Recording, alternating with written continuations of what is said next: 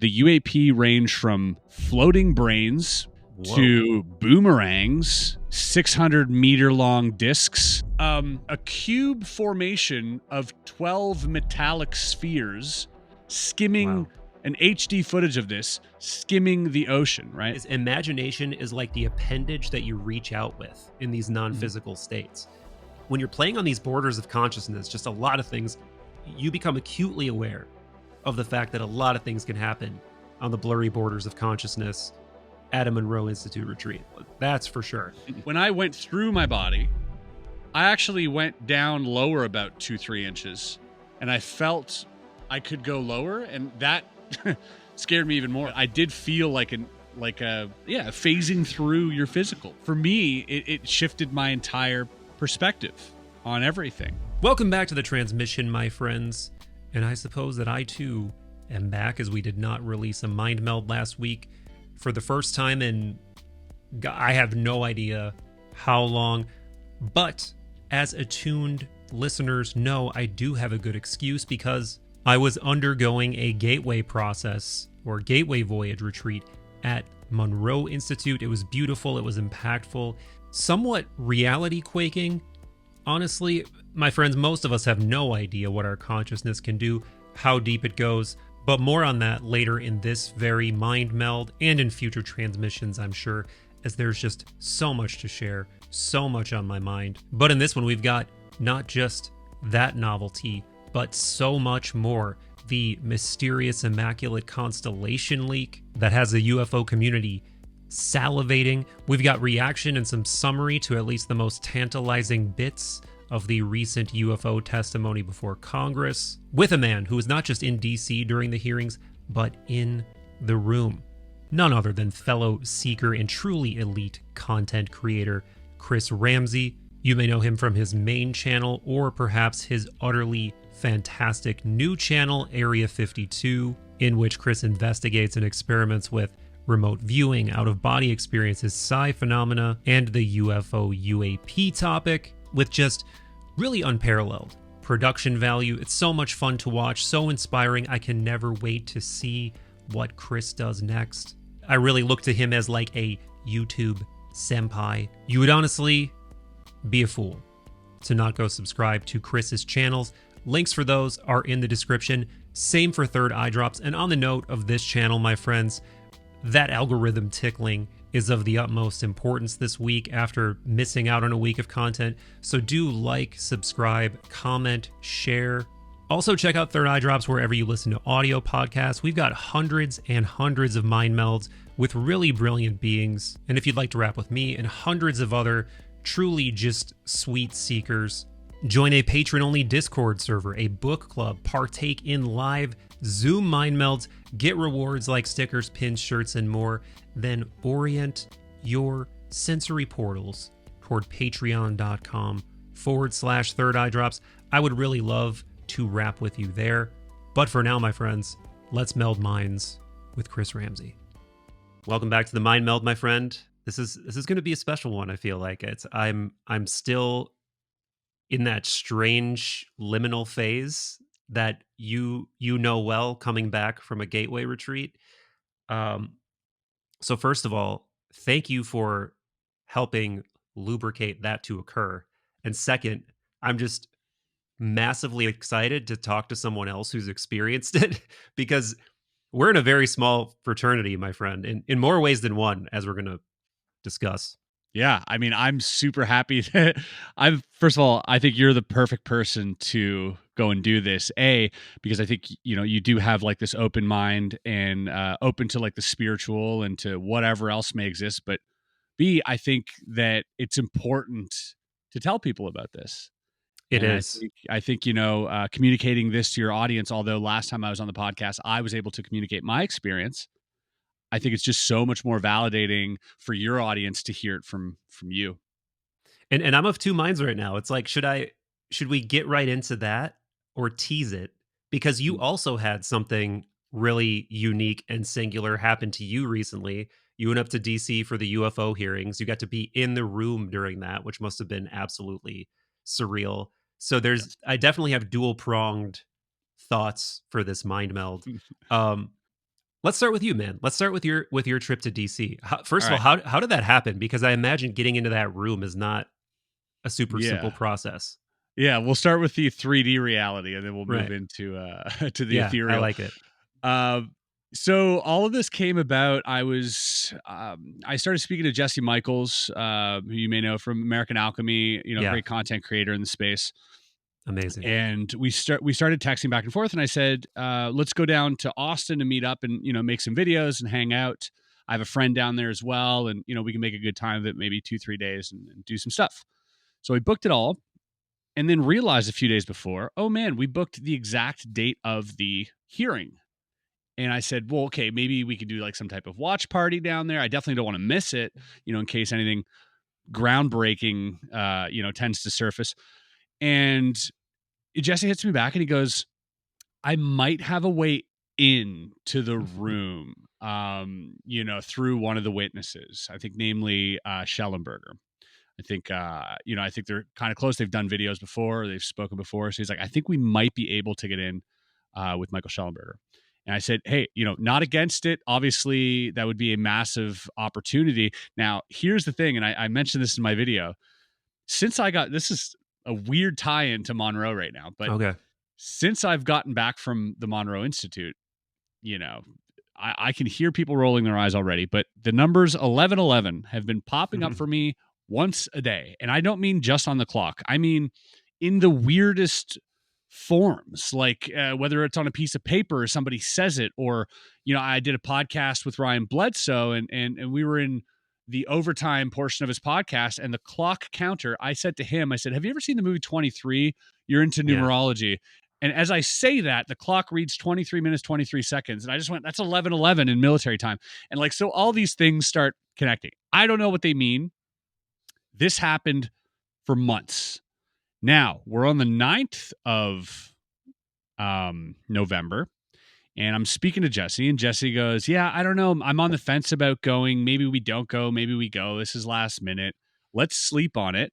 And then he tells me, and I have this on camera, he goes, look for the signs, I guess. Whoa. Right. And I'm like, cool. Yeah. I don't think anything of it. And when I was editing, I saw his footage. I was like, oh my God. And so 2 days later, which happened to be the 11th of November, 11/11, I'm on my way to Chicago, layover to Austin. At this point, we haven't booked DC. We were still on the fence. It could have been a no-show. And he texted me and he's like, hey man, maybe we should do it. And so I'm like, all right, let me look at some flights real quick. And so I pull up the flights app, I think, whatever, American Airlines or whatever it was, United, and I screenshot all the flights and I send it to him. And then I go, Jesse, look at the time of the screenshot and the message I sent you. It's 11:11. And tell now me it's I'm flight like, 1111 too. I don't know. Let me look into it. I wouldn't be surprised at this point. So at that point, I was like, we have to do it now. And so there was a literal intervention that happened because we were very comfortable and we were leaning towards not going because we'd already set everything up in Austin, flights and hotels and everything else. So we're like, and we're probably not going to miss much, And so, but then I completely changed my mind. I was like, no, we have to go now. And so we ended up going. So that's how I got there. Once we were there, we were ushered into, we get to the Rayburn building, which is across from the Capitol. As a Canadian YouTuber, puzzle guy, magician, I've got, first of all, the biggest case of imposter syndrome. Like I shouldn't be here. We get in, it's pretty hectic. You're seeing all the different, prevalent names in the UAP sphere, the Corbells and the James Foxes and all this. Yeah. And, people coming up to Jesse for pictures and that type of thing. And I'm kind of a fly on the wall. I think it's an insane energy in this building at this point.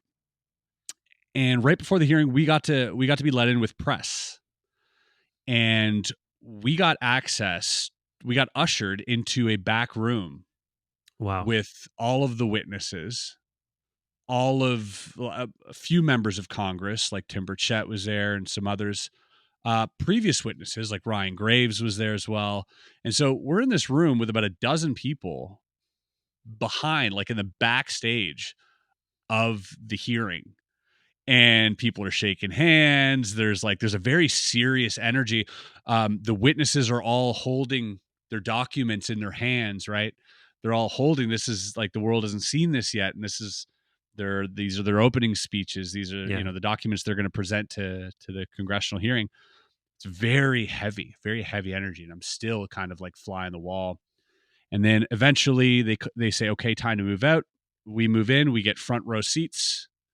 Jesse and I'm sat next to someone from very high up at NASA, who's there. I guess what seemed to me, he was like texting a play-by-play every time Mike Gold would speak. So that was a whole other, weird, And spooky vibe. Could you explain who he is and what because he has a relationship? Is he like a contractor for NASA stuff? Is that what he is? No, I think he works at NASA. Okay. I think, he's he was actually on the NASA UAP hearing that NASA had, which was again uneventful, but it was I think he, if I'm not mistaken, I have to look it up, but I know that he works directly with NASA. Got it. But he was he was basically saying, hey, we should use some of this NASA stuff, and throw some AI on it, see if they can. And I think a lot of people in that building already knew that if there are UAP, NASA definitely has pictures of them For already, sure. and they For know sure. of this. Like, it isn't so that was kind of weird. And and then Jesse and I were sat there the entire time. Got to listen to the witnesses, listen to the questions. For me, my biggest takeaway wasn't necessarily the witnesses. I do agree with a lot of the answers being a little lackluster because of restrictions and the fact that I think none of them really had firsthand, Right. had anything to do with these programs on a firsthand level. Maybe Lou, but the questions asked by the congressmen and women specifically were very interesting. They mentioned controlling the craft through consciousness. They mentioned Luna mentioned how people who believe in religion, if they were to mention it, that the phenomenon would disappear. Oh, I missed Bobert, that. it was, and most people did. It flew right over people's head. Luna, I think, is very deep into this topic. And I don't know if she watches our videos or if she's been briefed in a skiff by a whistleblower, but she had some really interesting questions. And then Bobert as well had mentioned the talk on the Hill recently was genetic experiments using non-human genetics to create hybrids. Yeah. And that blew my mind that word even came up in that room. Yeah. So for me, the takeaway was more the questions, because I think that tells us a lot about what type of information Congress is getting right now, because they did not have time to read that report, by the way, before anything happened. So they came in guns a-blazing with these questions already. They probably were down a few rabbit holes that night, but I'm sure.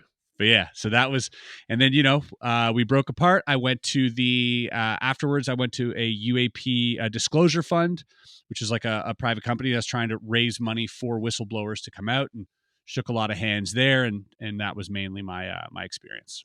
Man, that it's first, it just has to be so surreal to be there, and second, obviously everybody online who's into this, they want something crazy. They want a smoking gun. They want some piece of arcane material produced, or they want somebody to bring out like a cryogenically frozen alien head or some shit. Yes, please.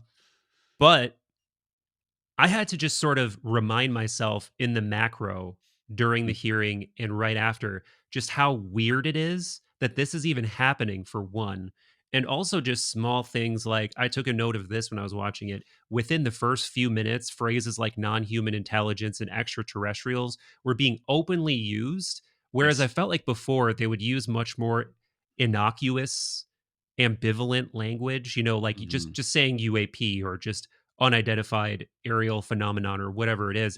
But now it's just like it's slowly seeping into the zeitgeist and the collective psychology in a way where these words are just getting thrown around much more casually.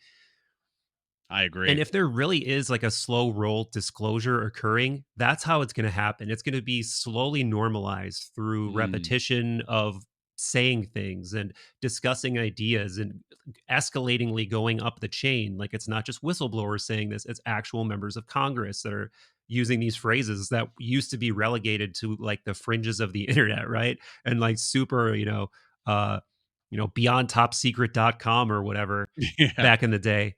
And yeah, so one, I just think in the macro, that's interesting. But two, I wanted to specifically on Schellenberger, Mm. that whole thing that whistleblower testimony that he brought out is so crazy. And I'm wondering what your thoughts on that is. And it's like Yeah. even you can tell like unless this again, I always feel like I have to say this anytime this topic comes up. Unless this is all psyop, Mm. it seems like there's an incredible amount of energy around even like saying the name of this program. Like, was it I forget her name. It was the primary woman who was Mace. yeah Mace. She was saying like apparently I'm on some list even if I say She come at me, bro. yeah even if I say the name of this program. Yeah. That's what she Um said. She said, "Come at me, bro." yeah right. Which is pretty badass. Yeah. What are your thoughts on that? And also, I'm curious too. So this is, I'll let you riff Mhm. with these 2 points. You also did this multi-part series on the 4chan whistleblower Right. stuff, and I'm wondering if there was anything in this hearing that perked up your ears in terms of Mm. that seemed to corroborate anything that you read in that. And we might need to introduce what that Sure. 4chan whistleblower saga is as well. Yeah. Yeah. First of all, the Immaculate Constellation document. I also read through that, made a video about that, sort of reading through the entire thing. And what first struck me is how dismissive the entire community, the UAP UFO community, was of this document. I don't think a lot of people have really taken the time to read it because I think there was some very valuable information in there. Obviously, like you said, it wasn't a smoking gun, and it is, I think, story. It's a lot of, but it is an official report from an alleged whistleblower that was submitted, so there is some importance to it and some value to it. um Now, there was some confusion about who brought this to Congress. So there was a little bit of drama that happened that day. So Jeremy Corbell had basically presented the documents Mhm. to Representative Mace right before the hearing. He had also presented it to Schellenberger. He had Schellenberger read through it, and he presented it to Tim Burchett as well, I think a month before or something. So this was Jeremy's document to give. He gave in 12 pages, 11 pages of the whistleblower's testimony, and then a cover page with his sort of resume on that. Once it was submitted to Congress, they had from what I've understood, a conversation amongst the congressmen and women to remove that cover page because they didn't find it Mm. really pertinent to, which I kind of agree. It's it starts off with like, "Hey, my name's Jeremy Corbell. I have a podcast called Weaponized," and like Yeah. it seems to detract a little bit from what we're trying to achieve. So I guess they made an audible. They called an audible to just remove that. But Nancy had also said there was 12 pages Oh submitted, yeah. and now there's Okay. 11, and now there's a missing page, and the internet's like, "Where's the missing page, and what is it?" So it turns out Corbell actually gave me that missing page that day. Myself and Jesse ended up tweeting it.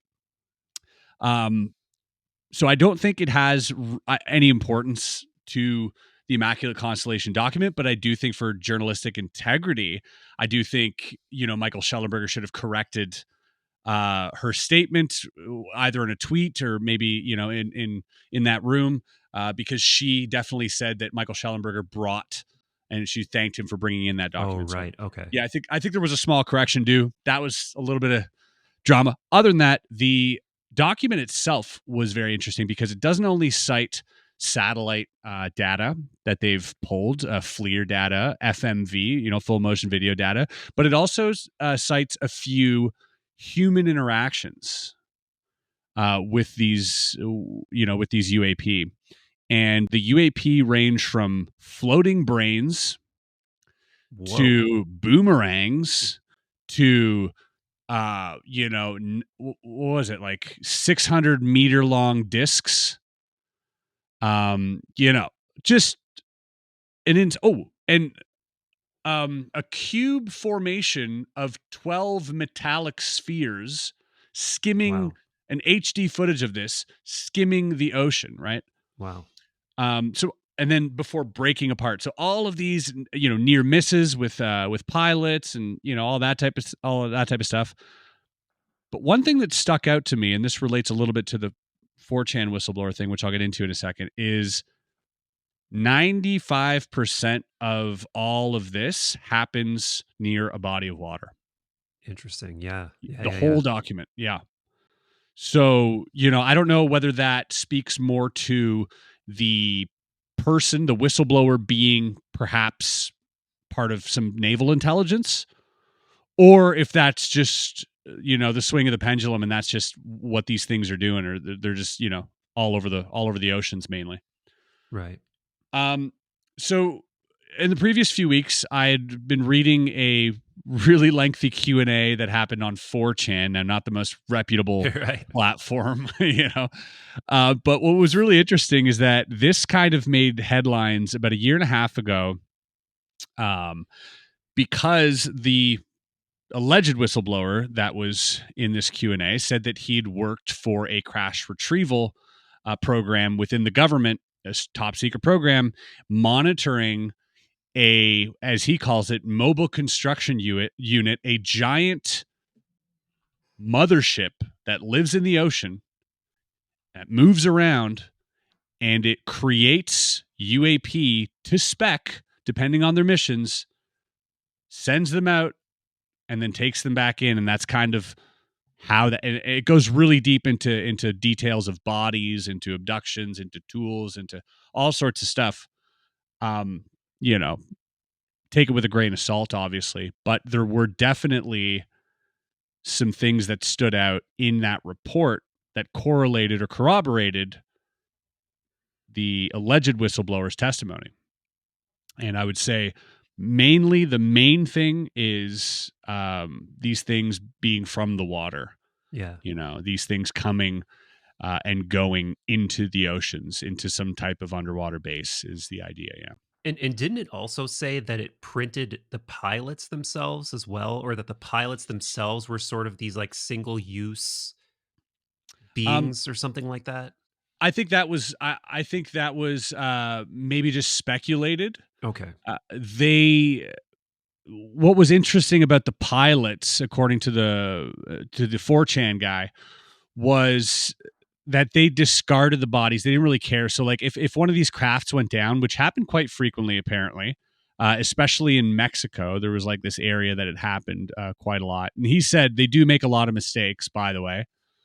When they went in to retrieve the body, which was still alive from this crash, they were basically being shot at until the aliens died, and then they could go and retrieve it. So it's almost like they don't have any regard for their own preservation, is what it seems like. Right. And I jumped to that conclusion where if you're going to 3D print, and they even said that it looks like they're behaving using some type of AI.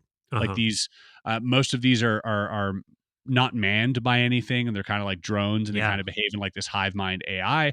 And I thought, well, why not also have humanoid AI or biologics that act, in this hive mind manner? If we're going towards the future and looking into recreating artificial intelligence, eventually I can assume that we're going to transcend from using nuts and bolts to actually figuring out how the brain works, and being able to perhaps create some type of soulless AI drone, Yeah. Hmm. Hmm. Yeah. But by the way, so did Mick Monagle show up to your Gateway retreat? It was a surprise. He did, Yeah, yes. he did for us too. And obviously, so for anybody that doesn't know, Joe McMonagle, legend in the remote viewing community, dubbed Remote Viewer 001, supposedly the highest hit rate ever in the history of Project Mm. Stargate, where they were recruiting all of these psychic spies essentially. So we haven't even started talking about the Monroe retreat yet, but anyway, um he came to both mine and Chris's Monroe retreat, And by the way, watch Chris's series and his interviews that he did with Joe. They're amazing. But he was, he's riffing as he does, Hmm. regaling us for many hours. And I had to ask him about UFOs and like what they are, what he thinks they are, and if he's ever remote viewed one. And he said something extremely similar, that there's something like AI, and that I believe he said that they're like biological technological hybrids or something like Hmm. that. Um, but he was reluctant to say too much, and then he kind of launched into another story, but also was saying, I'm not even really interested in that, because not because it isn't interesting, but because I can't confirm it. And I can remote view hypothetically anything, but if there's no way to confirm it, why would I bother doing that over and over again? Just Yeah. drive myself crazy. Um, Hmm. so I thought that was interesting and a pretty good point, honestly, because you can just, even the highest hit rate remote viewers in history, like he is apparently one of them, you still don't know. Even if you're right 80% of the time, there's that 20% of the time, or that Hmm. uncertainty where you can't get the confirmation. So you just drive yourself crazy going Yeah. down any kind of imaginal rabbit hole potentially. That's a But great, I yeah, mean, that's a great point because most people forget that 99% of their targets, they never knew the outcome. These were done by incredibly secretive means. I mean, 505 missions over 17 of the 19 intelligence yeah, agencies, and they never got feedback because these missions were top secret. They, whether it's the DoD or the DIA or the FBI or whatever, they would just give the target and take that information back. They wouldn't tell them, "Hey, thanks for catching the bad guy." They wouldn't know any of this stuff, it's right? All crazy. they knew was they kept coming back. Right. And I think that, is enough to boost your confidence. Yeah, for sure. For sure. So, on the note of this weird but highly novel and interesting, maybe it's not super novel because most of the things in the 4chan whistleblower testimony, if you want to call it that, Mhm. are, you could chalk them up to being riffs off of existing lore for sure. Yes. But it's interesting enough, and I feel like you toed this line well in your videos, that it's interesting enough to pay attention to, and there are some things that are worth considering and paying attention to and keeping in mind for the future as disclosure continues to slowly roll down the hill, as it seems to be. Mhm. So, was there anything in that testimony in particular that made you think about the whistleblower stuff, The or the only supposed thing, whistleblower? yeah, there weren't a lot of answers given. True. A lot of the stuff we already knew, what people were saying. I think it was in the reluctance to answer some of these questions, which we gained more information. Right.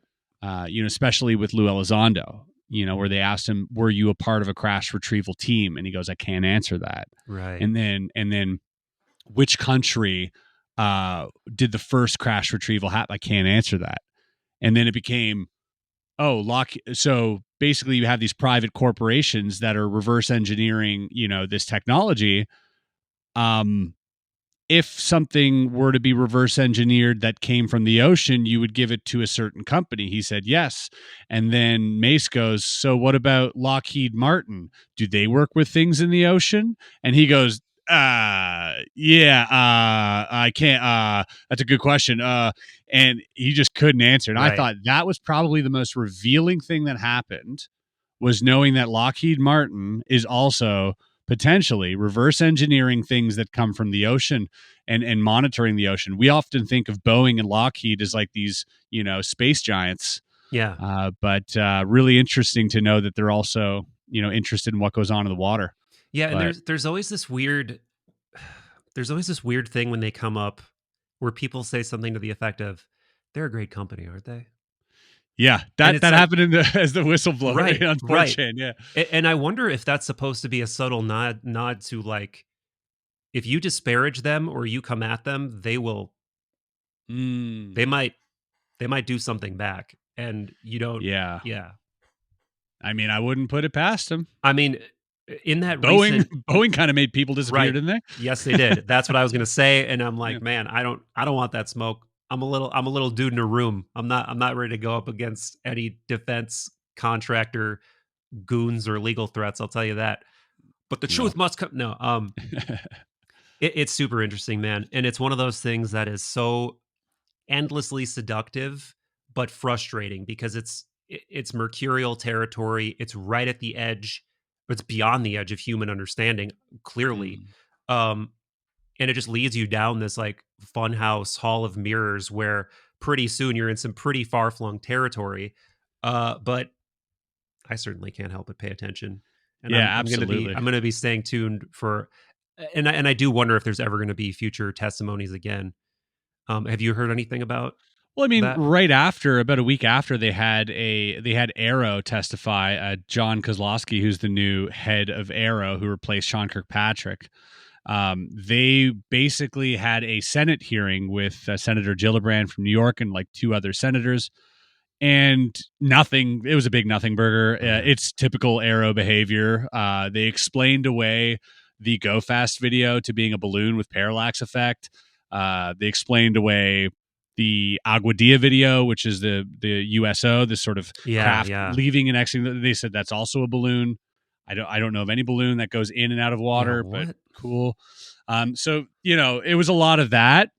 But I do think the next time we have a hearing, I think I speak for everyone, especially Congress, when I say we need a firsthand witness.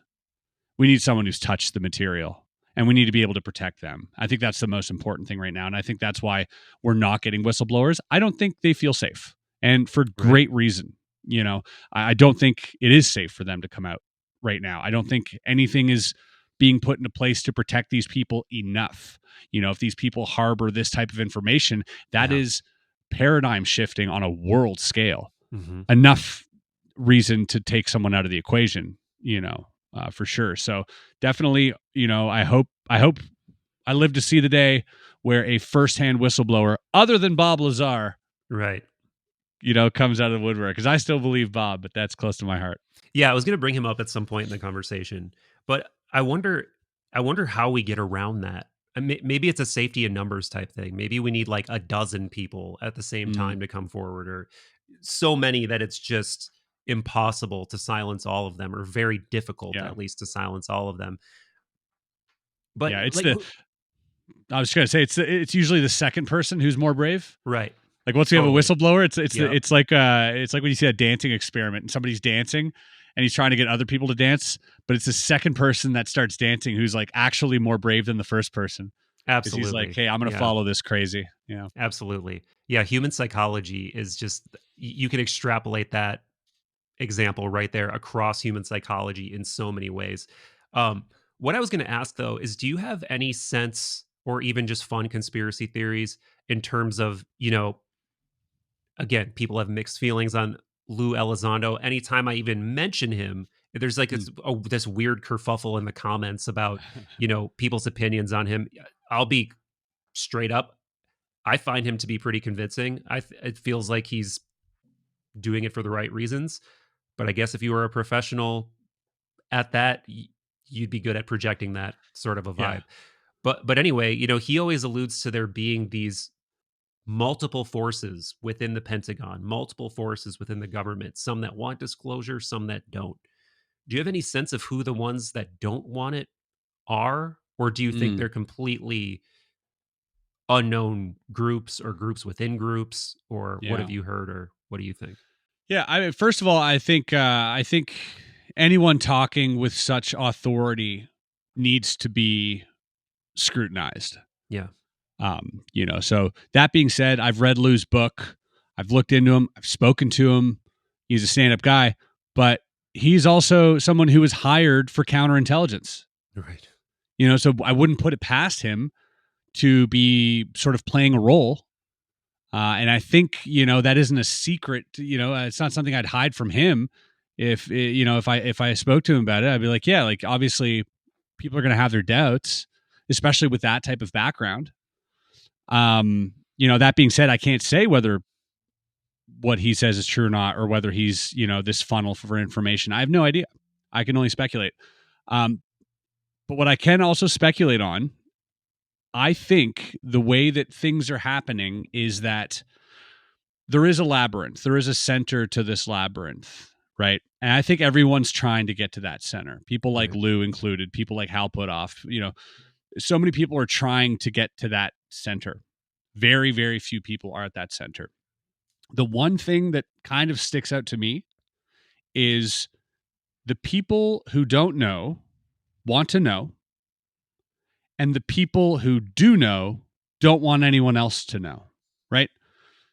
So mathematically, I look at that and I'm like, well, that must mean I can assume that whatever the truth is might be terrible. Yeah. I mean, if you're somebody who wants to know and you end up knowing and then instantly don't want anyone else to know, Right. what does that say? Right. It says something possibly terrifying. So whatever that is that they don't want people knowing, and these are, you have to imagine, these are very intelligent people. These are people who are, potentially at the highest level of intelligence the United States has to offer. Chosen from, Mensa programs and Ivy League schools to work in intelligence, to assess problems and find solutions. And if these people deem it dangerous, unnecessary, or otherwise, scary to tell the public of what the actual truth is, then you have to question. You have to be like, dang, You're right. what are we talking about here? I can't even imagine a scenario that's too scary to tell the public. I was just going to ask you, what do you think some of the scariest possibilities are? I mean, one of them obviously is some kind of supernatural thing, that whatever these are, they're malevolent or they're malicious or they're so far beyond our capabilities to deal with that we're completely at their mercy. And we just have to hope that they don't decide to do whatever it is that they could do to us. I guess that could also just be true with super advanced technology. They don't even have to be supernatural for that. But obviously there's that other, there's that other thing. There's a whole Bledsoe angle to it, right? There's the spiritual phenomenon angle in both its benevolent and terrifying twists. And by the way, I saw that Chris Bledsoe was in the building during the hearing. There are pictures posted of him there, and immediately I'm like, why is he there? Like, what? I mean, is he just there because he was yeah, go ahead. He was there with someone from NASA, I believe. I think that's what I met some person that he was with, and I think she was from NASA. But I said hi to him. It was good to see him. He's such a loving guy. And I think I like seeing him there, right? Because I do feel like there are two facets to this UAP, conundrum, and both sides are opposing. Yeah. And for both of those sides to be in the same room, I thought was really interesting. Yeah. So I've had Ryan on the show since you and I spoke last. He's got his POV. And I wonder now, as someone who has, without putting you in a sticky situation of like, him being a homie and, you being friends with that family, how do you negotiate that line between this being a technological or extraterrestrial phenomenon and a spiritual one? Do you leave room for both? Do you lean toward one or the other? Do you think it's multiple things going on? Yeah. Great question. And, this is something I've talked to Ryan with at length as well. And he knows how I feel about this. I will forever, I didn't have the experience his father had. Right. Right. And so really strange to ask someone to do, to follow a certain, order, or certain dogma, for lack of a better term, without having that experience, and I think Ryan's smart enough to understand that. Through our conversations, I've understood that he understands my perspective of being someone who is still skeptical. Right. But I reserve a portion of my skepticism to both sides equally, as much as I also reserve room for spirituality. I think it's important to not rule out the spiritual. Yeah. And I think we've made that mistake too many times in the last several hundred years. And it's nothing good comes from separating science and spirituality too much. Right. I think there's stuff to learn on both sides for both parties. And that's kind of the balancing act that I'm trying to, pursue. There are days where I find myself meditating more, and through those meditations, I somehow gain clarity on certain subjects that I was asking about, or I'll have a sighting, or I'll have some type of experience.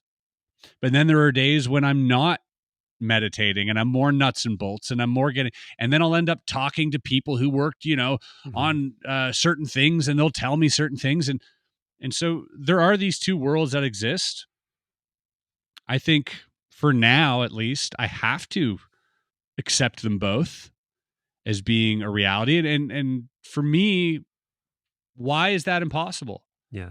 Why is it impossible that we might have 300 different NHI living here? Like, we don't know, right? There's so many variables to this. It would be foolish of me to not consider, one and then consider all the others.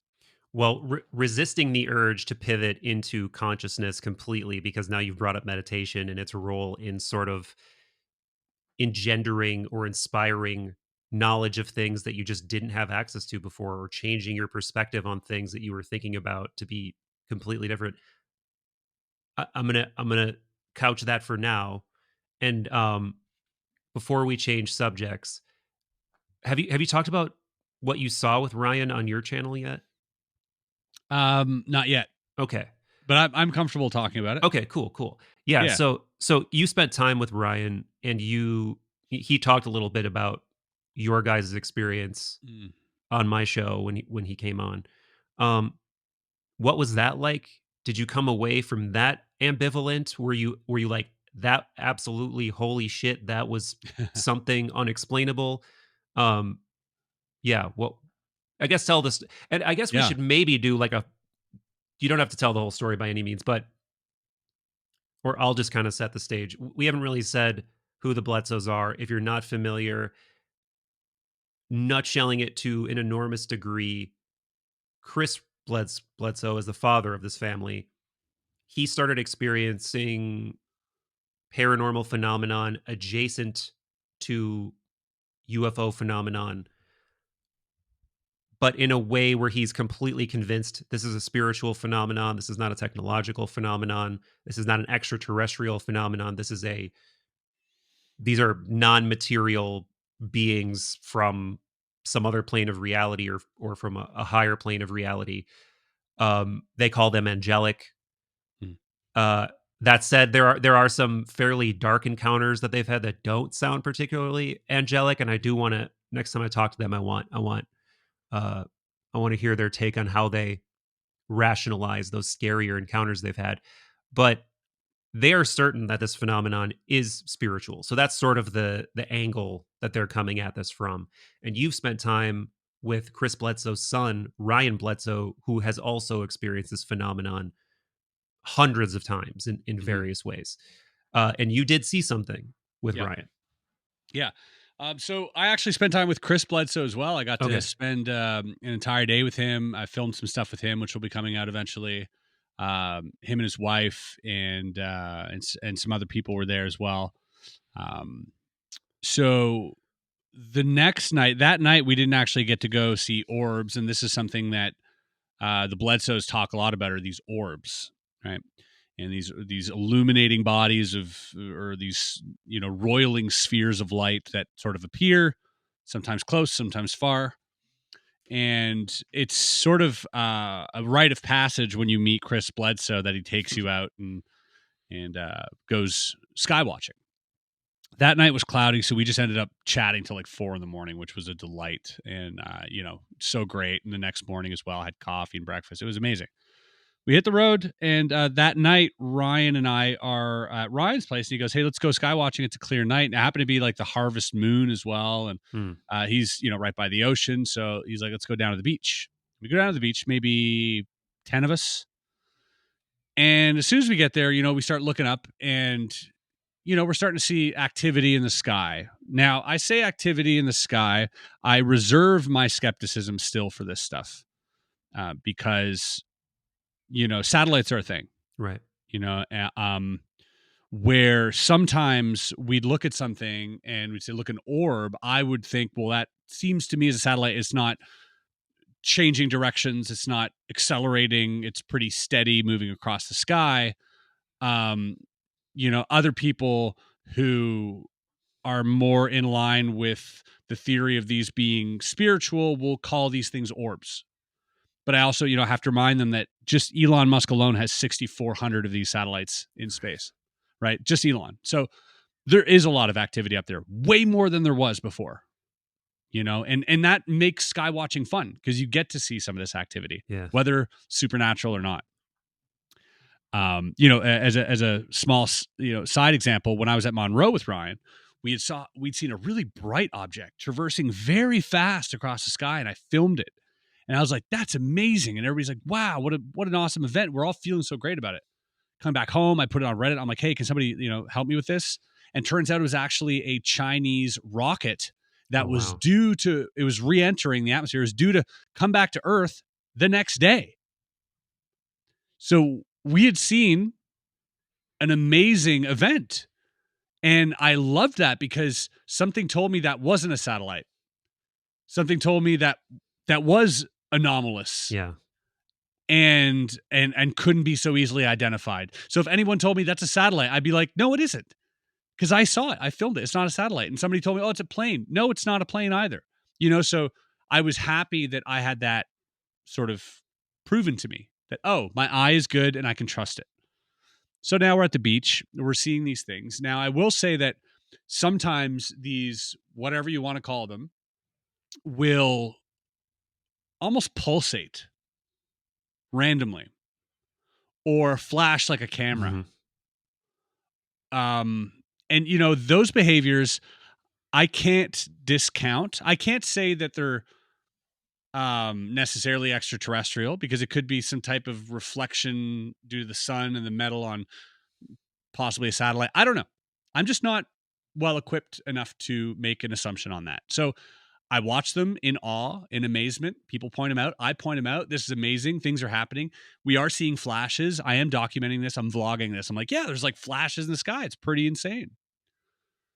As I'm documenting this, you start hearing people go, what is that? What is that? What is that? And you see my face flush of color. Just, and I go, oh my God. And I turn my gimbal around. It's like a slow gimbal, and you catch the tail end of it. What I was looking at over the ocean were maybe 8 to a dozen lights, orange glowing orbs in a row over the ocean that just materialized. They weren't steadily falling. They were just appeared. And we're all freaking out. What the hell is that? Like I was shaking. That's how scary that was. It was Ryan has a great way of putting it. He said it was eldritch was the feeling you got seeing it. It's like seeing a dragon, right? Oh. Yeah, you're like, whoa, like you don't know what to make of that. Yeah. During that time, this couple comes running down from the beach who ended up calling the Coast Guard. He thought it was flares. He's like, oh, it's flares. Somebody's out there. They must be in trouble, to which I'm like, okay, first of all, who shoots up a row of 9 flares? What kind of flare gun is that? First of all, that's an insane flare gun, right? But I see where this guy's coming from. They're orange. They're bright. They're over the ocean. And so we're all there discussing, talking about this. And then a little bit later, they're about to leave. She starts opening up about an abduction her father had on that beach, that very beach. These 3 orbs came overhead, a wild story. I caught that on camera. And then as they're about to leave, I go, look, and I point my camera at it. And all of a sudden, this really bright orb just materializes over the ocean. It's orange. It's there for about 5 seconds and then goes away. And we all just, and I filmed that. It was an amazing experience. Yeah. So as much as my healthy skepticism about the orb thing exists, about them being satellites or not satellites or orbs or whatnot, for me, they're too far. Like if it was like beneath low orbit, I would have, Ryan has had apparently many sightings of that nature where they were like tree level Hmm. or, a ground level. And I mean, that must be incredible. So like I'm seeing these things, they look like satellites. But when I saw what I saw and what everybody on that beach saw, I can't explain it away so easily. I'll say Yeah. that. And for me, that was a profound sighting that I experienced with people I genuinely love and care about who are around me. Ryan and his friends, they were all just, the energy was so amazing and electric. And to share time with them, it's just fun to be around them, regardless of all the UAP stuff. And you know, we chatted for hours after that about that experience. So for me, it was a very magical experience. It was definitely an experience. It was anomalous to me. If somebody else is it, is it Yeah. someone out there dropping flares from a plane, or is it, I don't know. But what I saw was pretty insane. Yeah, it's funny you say that because I was bringing it up when I was at Monroe, and weirdly enough, dude, there happened to be a guy who is a NORAD analyst in our group. Huh. So yeah, he's a Canadian guy, works out of Colorado Springs, but he told me, I probably shouldn't say, I don't, he didn't tell me anything, obviously, that he shouldn't tell me. But he's like, yeah, no, I have absolutely nothing to do with that stuff whatsoever. I'm interested in it, but I have a specific, um, threat that I monitor, and that's it. Like a specific country that I Right. monitor, and that's the only thing I do. Um, but yeah, he brought that up as a possibility. He's like, "What? How do you know it's not this? How do you know it's not somebody dropping flares out of a plane?" It's like, Yeah. yeah, I guess, but so they just have a guy on standby who's like waiting to like take off in a plane and drop flares every time they go out and skywatch. That sounds pretty far fetched to me. Yeah, it definitely wasn't. Definitely wasn't Ryan's doing. But maybe there's a training exercise happening there. I'm not going to rule that out. I'm not going Mhm. to quickly say it was aliens. But what I saw made my heart beat very fast. And that I think is an experience I'll never forget. Yeah, I'm looking. So he said, "Dude, come out when the weather gets warmer again. Let's do it." Like, and I'm totally game, and I can't wait to do it. Yeah. Um, and that might be a good point to pivot because I really never have seen anything in the sky that has truly made me stop and go, that is a UFO or that is Mm. something I really like. I'm searching my mind for things that could be, and I'm just coming up blank until those two videos that I just sent to you earlier today. And funny enough, they occurred within about 10 minutes of me getting to Monroe Institute. I'm standing out by, so for those that haven't been there, and we'll get into more about Monroe Institute if you're like, what? Monroe Institute? What are you even talking about? Um, so it's they're on a bunch of land. This is in the hilly sort of rural part of Virginia outside of Charlottesville, like 45 minutes. Um, I'm standing underneath, this big sky. There's and I'll post these videos as I'm talking here. There's a line of hills or mountains, whatever you want to call them, and me and this other woman who just arrived are looking up at the sky.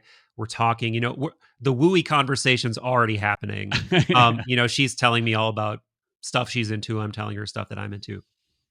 And then the third guy shows up who's actually, I don't think he'd mind me saying, the most skeptical group of our whole bunch. He's a PhD candidate at University of Chicago who's studying intuition for his PhD thesis. And that's why he's at Monroe to, um, you know, study intuition and the way that people think about intuition and how intuition expresses itself in the culture and people's psychology and stuff.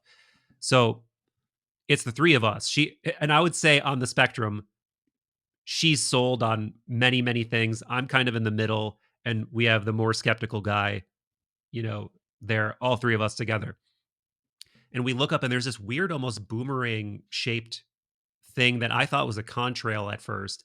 But the more we looked at it, we were like, why isn't that changing shape? That's not really how a contrail behaves. And then we start seeing like that it's maintaining its shape really well. And then it just starts sinking and sinking and it doesn't change shape ever. So then I pull my phone out and I zoom in and I try to get some video, and it turned out decent. Like, you can see it pretty well. Yeah, I have no idea what that thing is, by the way. Yeah. Like, I don't even know how to start explaining what that is. Yeah. And then and as we're looking at that, she goes, "What is that?"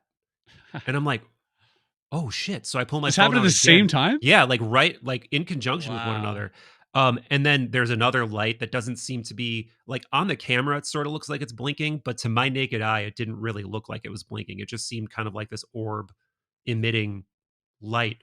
And it appeared and reappeared multiple times. We all saw it. I think her and I just saw it at first, and we were telling this other guy Mark about it, and then it appeared again, and I was like, "Thank God," because I want the skeptical guy to see this, and we all saw it 100%. And then, of course, I really wanted to go out and skywatch more while we were there, but the weather wasn't, especially at night, it was pretty Well, cold, so we what didn't was do that. Mark's take on this? He thought it was weird. He's like, "Yeah, I don't know, man. It's like it's Good definitely enough. weird." Yeah. And every time we were talking about it, I'm like, "Where's Mark?" Because I want Mark to come over here and corroborate this, because everyone could tell that he was the more skeptical guy in the group. So that was interesting, and that did set an interesting tone for the whole week. Um, Mm. and yeah, man, it's so hard to communicate what these Monroe experiences and these retreats are like, because each one is different. Each one is an absolute, like, an alchemy that you could never reproduce again, because of just whatever's going on in the collective group of people, who the collective group of people are, whatever each of those people is experiencing within these meditations, who the instructors are. It's just one of those things that, like I told you before we started recording, toward the second half of it, I'm like, this is never going to happen to me again. Like, yeah, I could come back here again. I could do future retreats, but this right here will never, ever, ever happen again. And yeah, that's true of every day, but this felt especially just like this glistening collection of very novel days that are, I'm literally one day That's true. apart from this experience, and it's already feeling almost mythological. It's already feeling Mhm. so. The only other time I felt like this really is coming back from, I did this ayahuasca retreat in Peru in 2019, and coming back to, reality after being, I don't know, in Hogwarts or whatever you want to call it, is always weird, but this one was especially weird, dude. And what was it like? What was it like for you coming back? Did you have a weird period of time where you felt Yeah. uncalibrated or were readjusting, or? Oh, definitely. Weeks.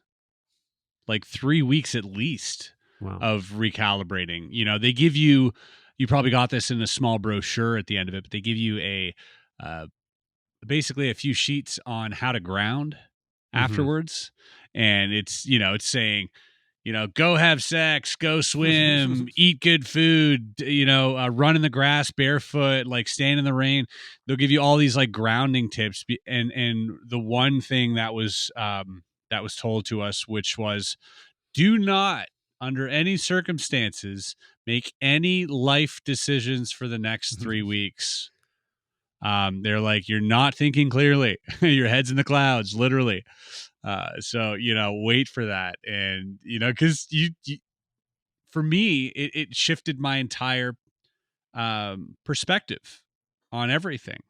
And when that foundational perspective gets shifted, everything else that's stacked on top of it is suddenly wobbly. And is it in the right place? Or, so naturally you want to reorganize your entire life, and that's where they're like, just chill, meditate, eat good food, and so yeah, there's definitely was that recalibration that I feared at one point that I was never going to recover from. Yeah.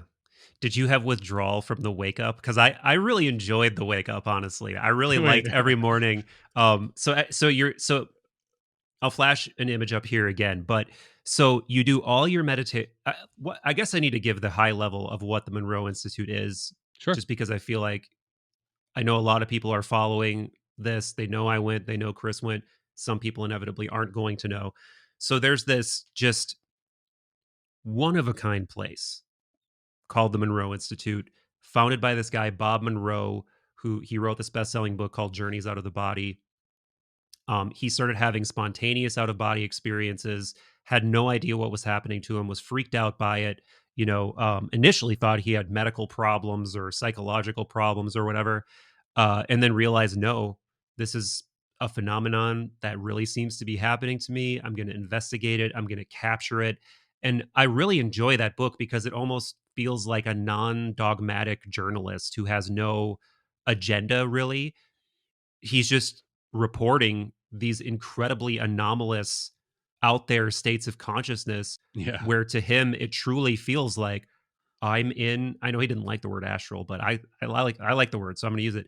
I'm Yeah. just out in the astral. I'm experiencing contact with other beings. I'm maybe going to other worlds or other dimensions.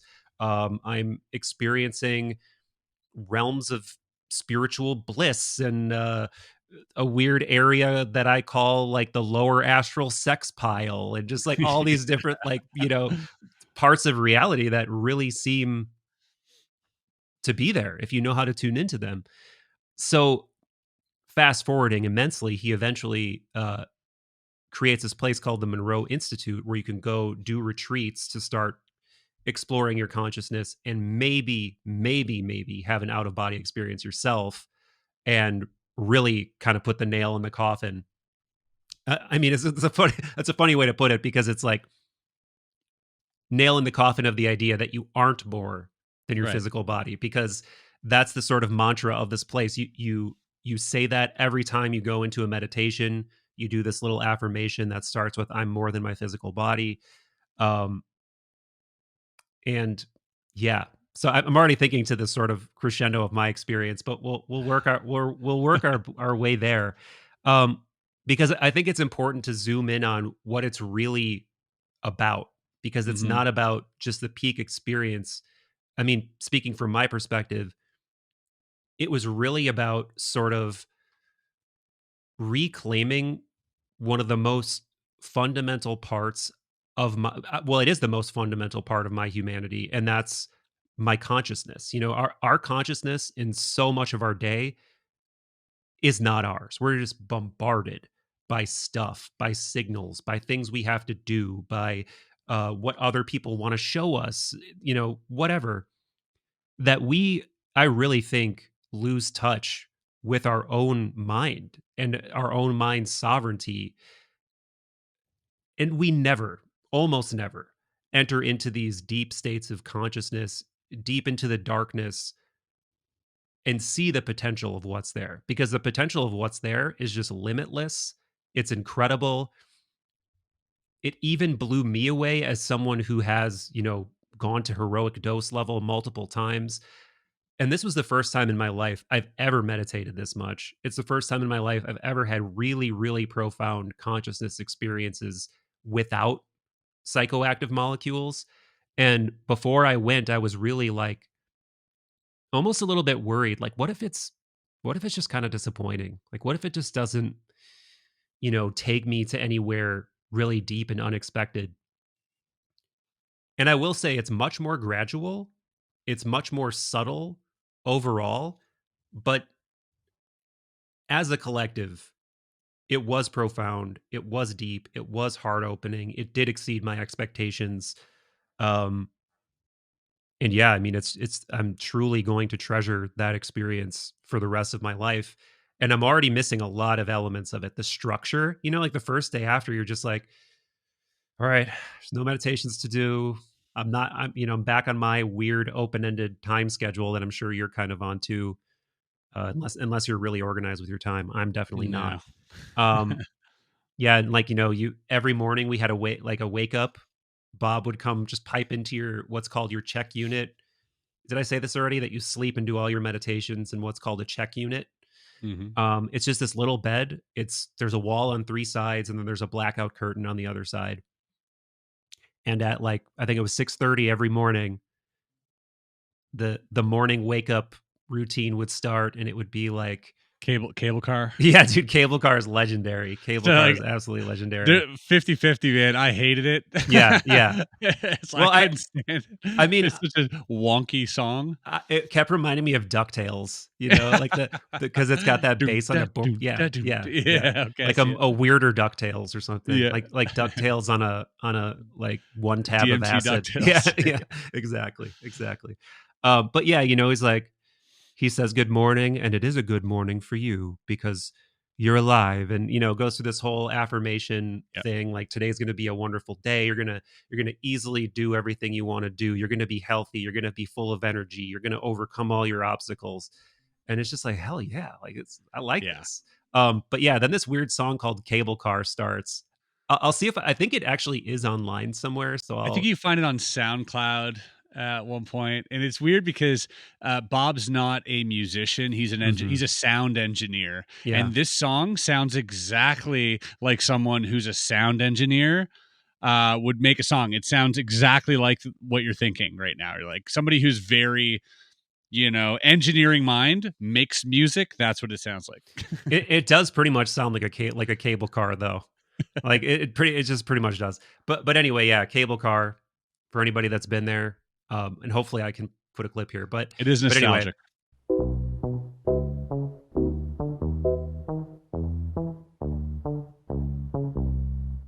yeah, so I'm definitely dealing with that, the withdrawal of doing so much meditation, being in such a tight-knit community of people. One thing I think is probably a lot different about my experiences. I know you were in the creator group, but my group had 26 people from like all Sheesh. different walks of life. So I mean, you know, lawyers, firefighters, doctors, you know, just you know, me, this PhD student, this woman who's a an author, a pro golfer, just like just a Wow. huge array of people. Um, but and as cliche as it sounds, you really it, and it's this is gonna sound so cliche. But right when I got there, you know, right before we saw the weird shit in the sky, I said to Mark and this girl Tanya I was standing with, I'm like, this feels like Lost. This feels like the TV show Lost because it's such a weird group of people, and we're all here for such a weird, singular, novel thing that it's just like It's this. beautiful. It feels like almost like a weird plane crash happened, and we're all just here for some reason. And then you know, did you do the thing at the end where you're passing around the globe and you're all talking about your experience? This is gonna sound so lame, but I said, "I think this is more like Found or something like that than Lost," you know? And everybody That's was like, great. "Oh," and yeah, it's one of those cheesy things that hit in the moment. Yeah, Um, that's awesome.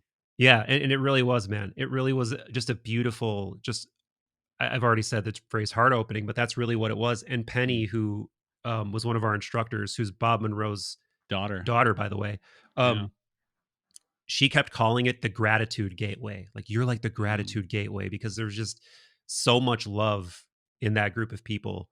Yeah, But there's something hard to put into words about being among a group of strangers, yet never feeling so vulnerable and open and able to share the deepest parts of you. Like yeah, it's just this juxtaposition. You would normally only reserve that type of outflow of information to a family member or someone close to you, let alone complete strangers from all walks of life. So there is something conducive, I think, to the experience, knowing that these are strangers, but the one thing that brings us all together is that we're all one. This is one consciousness. We're all here for the same mission.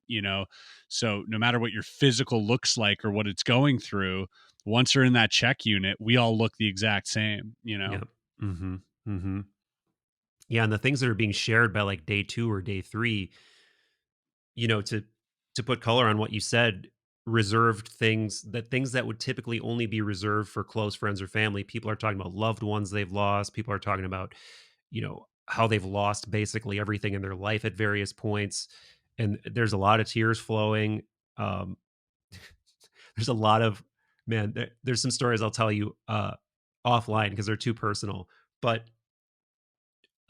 just uproarious laughs as well that I can't take the time to try to reproduce for the audience right now. Yeah. But just stuff that's like so singular. That's Hmm. really one of the main things that I'm coming away with this from this with Jesus. Is just how singular it is. Just I'll never experience that again, and it was beautiful. Um, but it did really change my relationship with my own mind and my own consciousness, and I really don't want to let my relationship with that part of myself slip away. And I Hmm. just have this feeling that as time goes on, it's going to be harder and harder to keep that relationship because you're just not going to meditate 5 or 6 Hmm. times a day for 45 minutes a crack. It's just that's a lifestyle in and of itself. Um, I don't recommend that, by the way. yeah, I think it's good to do in short spurts, like at the Monroe Institute. But I think even people at Monroe would recommend against yeah, meditating 4 or 5 times a day for 45 minutes at a time. I think it's just, you know, the one thing is what's fun about the Monroe Institute and the Gateway experience specifically is everything's catered. right. Your laundry is done if you want it to be. Your meals are already done. You don't have to think about anything. Your phone, you can put it away. So the entire experience is one that really allows you to want to let go. You can't do that in regular everyday life. We have things to do. We have things that we have to take care of in the 3D. Right. And I think part of the adjustment period is learning to love that part of your life just as much and taking what you've learned from the experience and understanding how now you can apply how can you apply those tools to facing everyday life in the 3D, Yeah. right? How can I take the reball Yeah. and bring it into my everyday routine? How can I when during my day can I enter focus 10, while being awake? And I think it's a really cool thing to start applying once you get back. And for me, that was really encouraging. And that was one of the things that really helped me stabilize that wave, rather than fight against it and want to keep, meditating. Cause it's an amazing feeling that you want to keep forever, but you do have to realize that life goes on. Yeah, yeah. And just to define reball and focus 10 for people, one of the parts, so you slowly build this whole sort of imaginal mantra or ritual that you do before every meditation. So like, there's the energy conversion box, there's the reball, there's the intonating the sounds. The Um resin tuning. and did you first, okay, let me do what I said I would do. I'll define these things. So Reball is a resonant energy balloon. It's essentially you're imagining this aura of energy around you. Taurus, yeah. That's toroidal coming off of you, but also the spiral that goes up, or you can do one or the other. I like to do both. Um, so you do that exercise. And also so focus 10. This is the first focus level that you do in these meditations, and they describe it as the mind awake, body asleep state.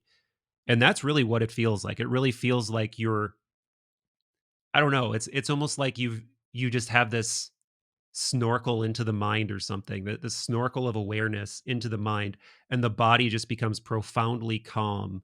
And for anybody listening that can't envision what that's like, it really feels to me like about 15 minutes of sitting meditation almost instantaneously. Mm. And what tipped me off to that is like there's a meditation I'll do pretty regularly.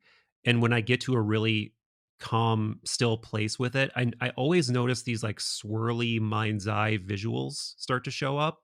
Like mandalas and It's almost like a mandala, but it's more like like geometric an shapes, or out. It's almost like an outline, like I see. like a like pretend, yeah, like let's say it is a mandala, but it's almost just like this light, this shifting light of yellow to purple Mm. hued energy just going in the mind's eye.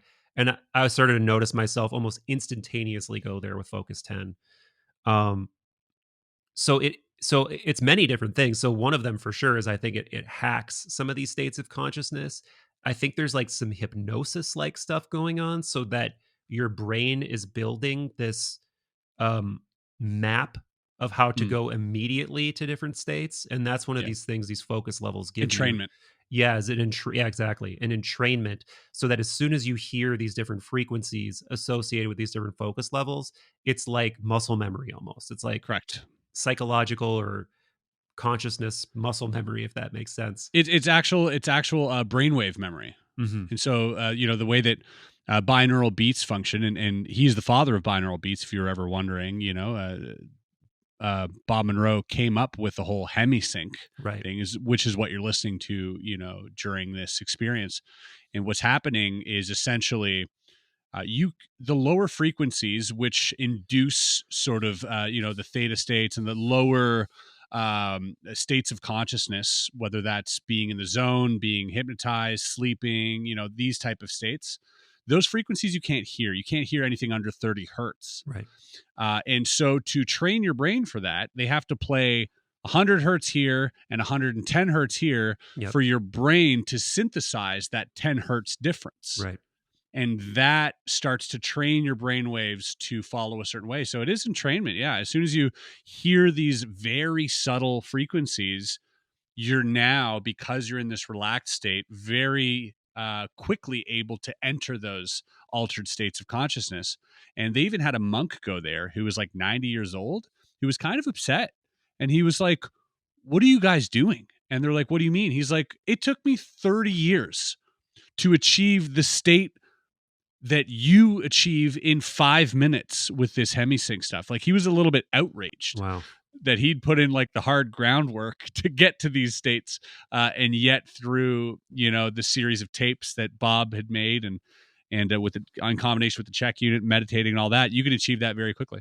Yeah. Yeah. And I think though the caveat to that is it still takes work Yep. to really leave an imprint. And it's so interesting, man, because even though each of these focus states, it's supposed to be a specific thing. Like I said, focus 10 is mind awake, body asleep. 12 is expanded awareness. 15 is like this void, No time and no space. time space state. 21 is supposed to be like this bridge between worlds.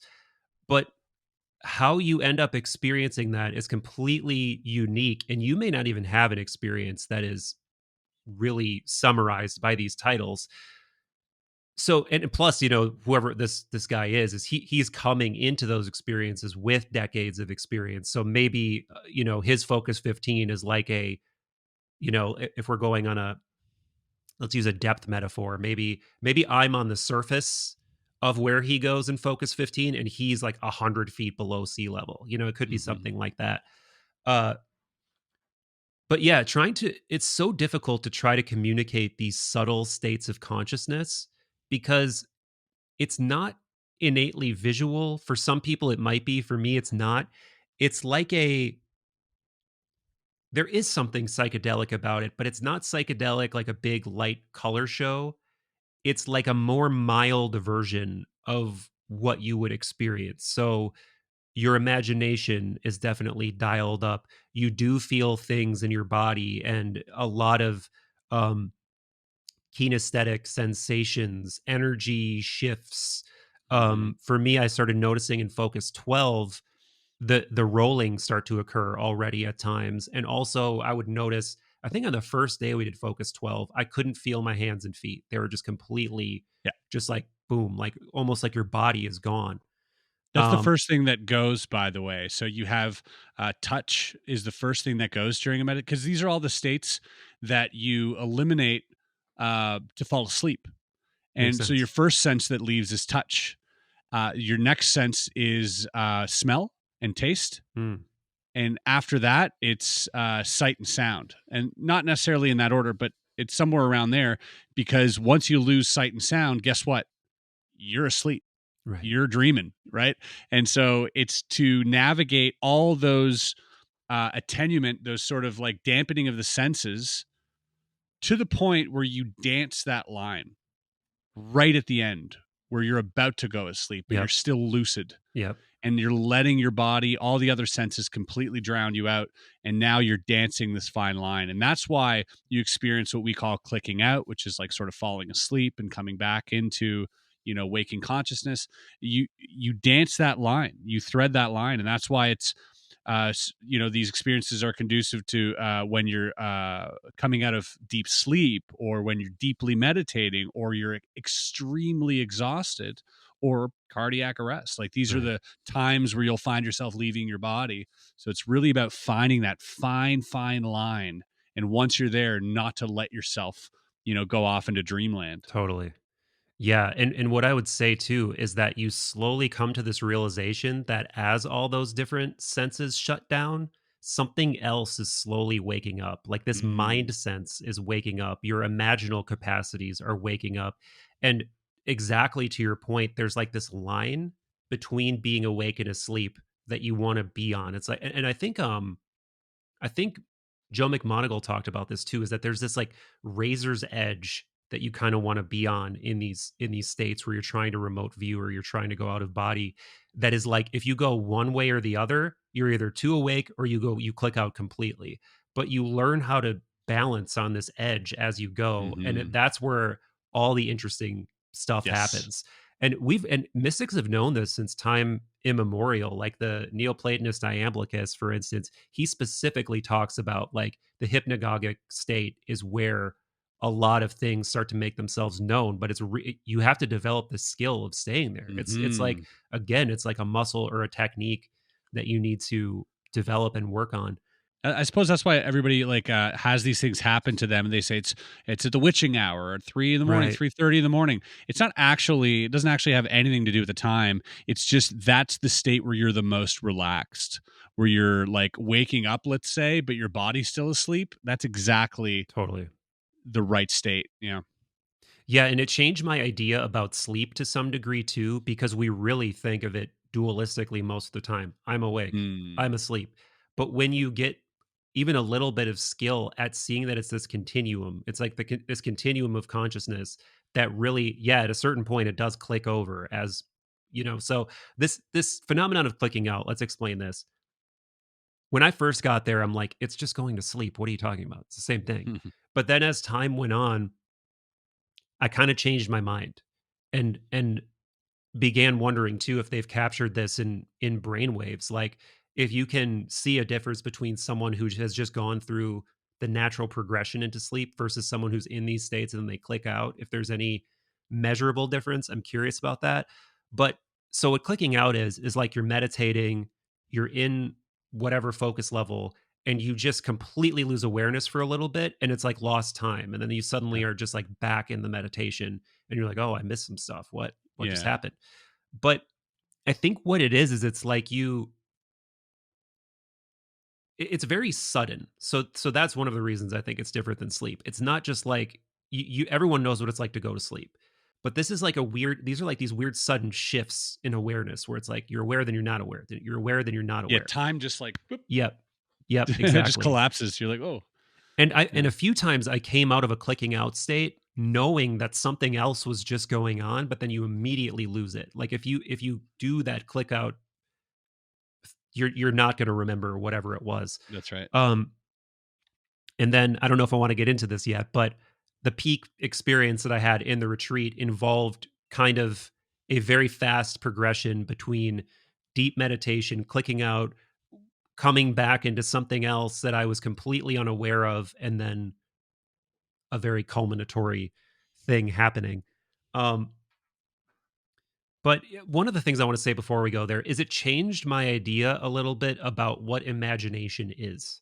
Hmm. Like, first of all, I think it's just very sad that we as adults lose touch with our imagination and we diminish our imagination and we don't work on it. We don't, almost none of us really use it or spend a lot of time in it because it is just such a magical singularly human capacity that has endless possibilities, you know? Hmm.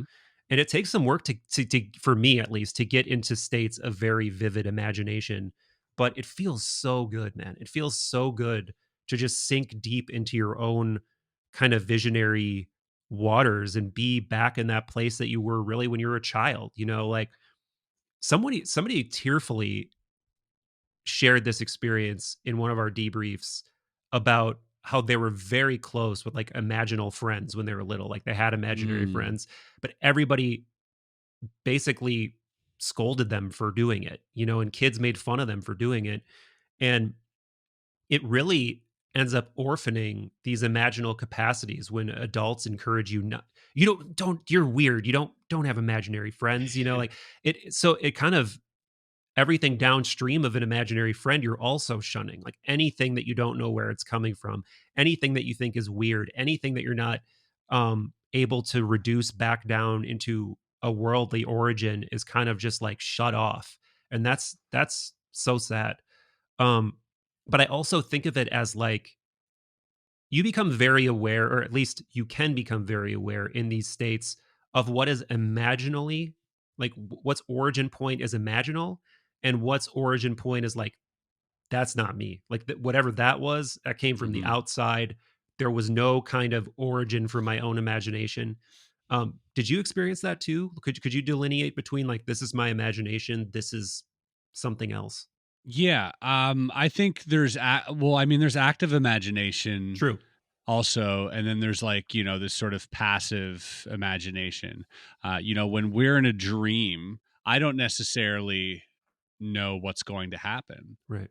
You know what I mean? And does that mean it's coming from an outside source, or is that coming from a deeper source within me? I think it's all one and the same.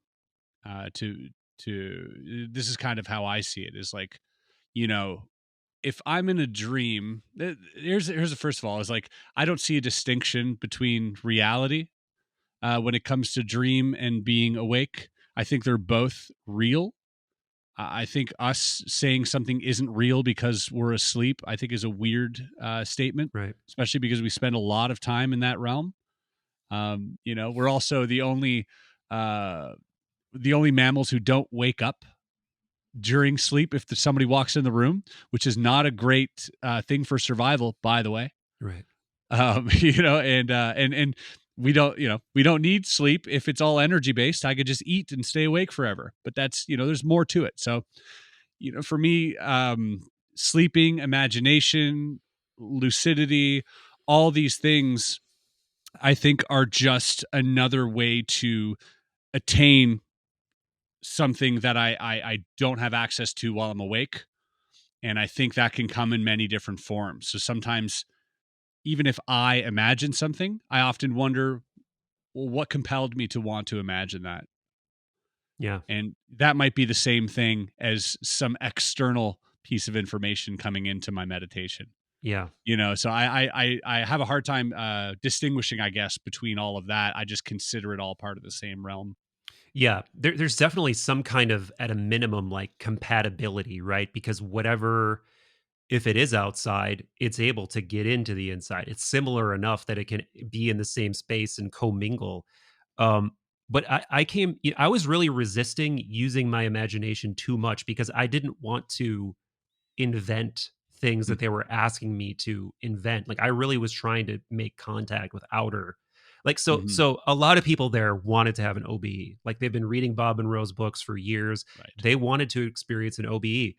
I thought that would be cool, but that was not my primary hope. Like I really, I'm super into Platonism and Western esotericism and all this stuff.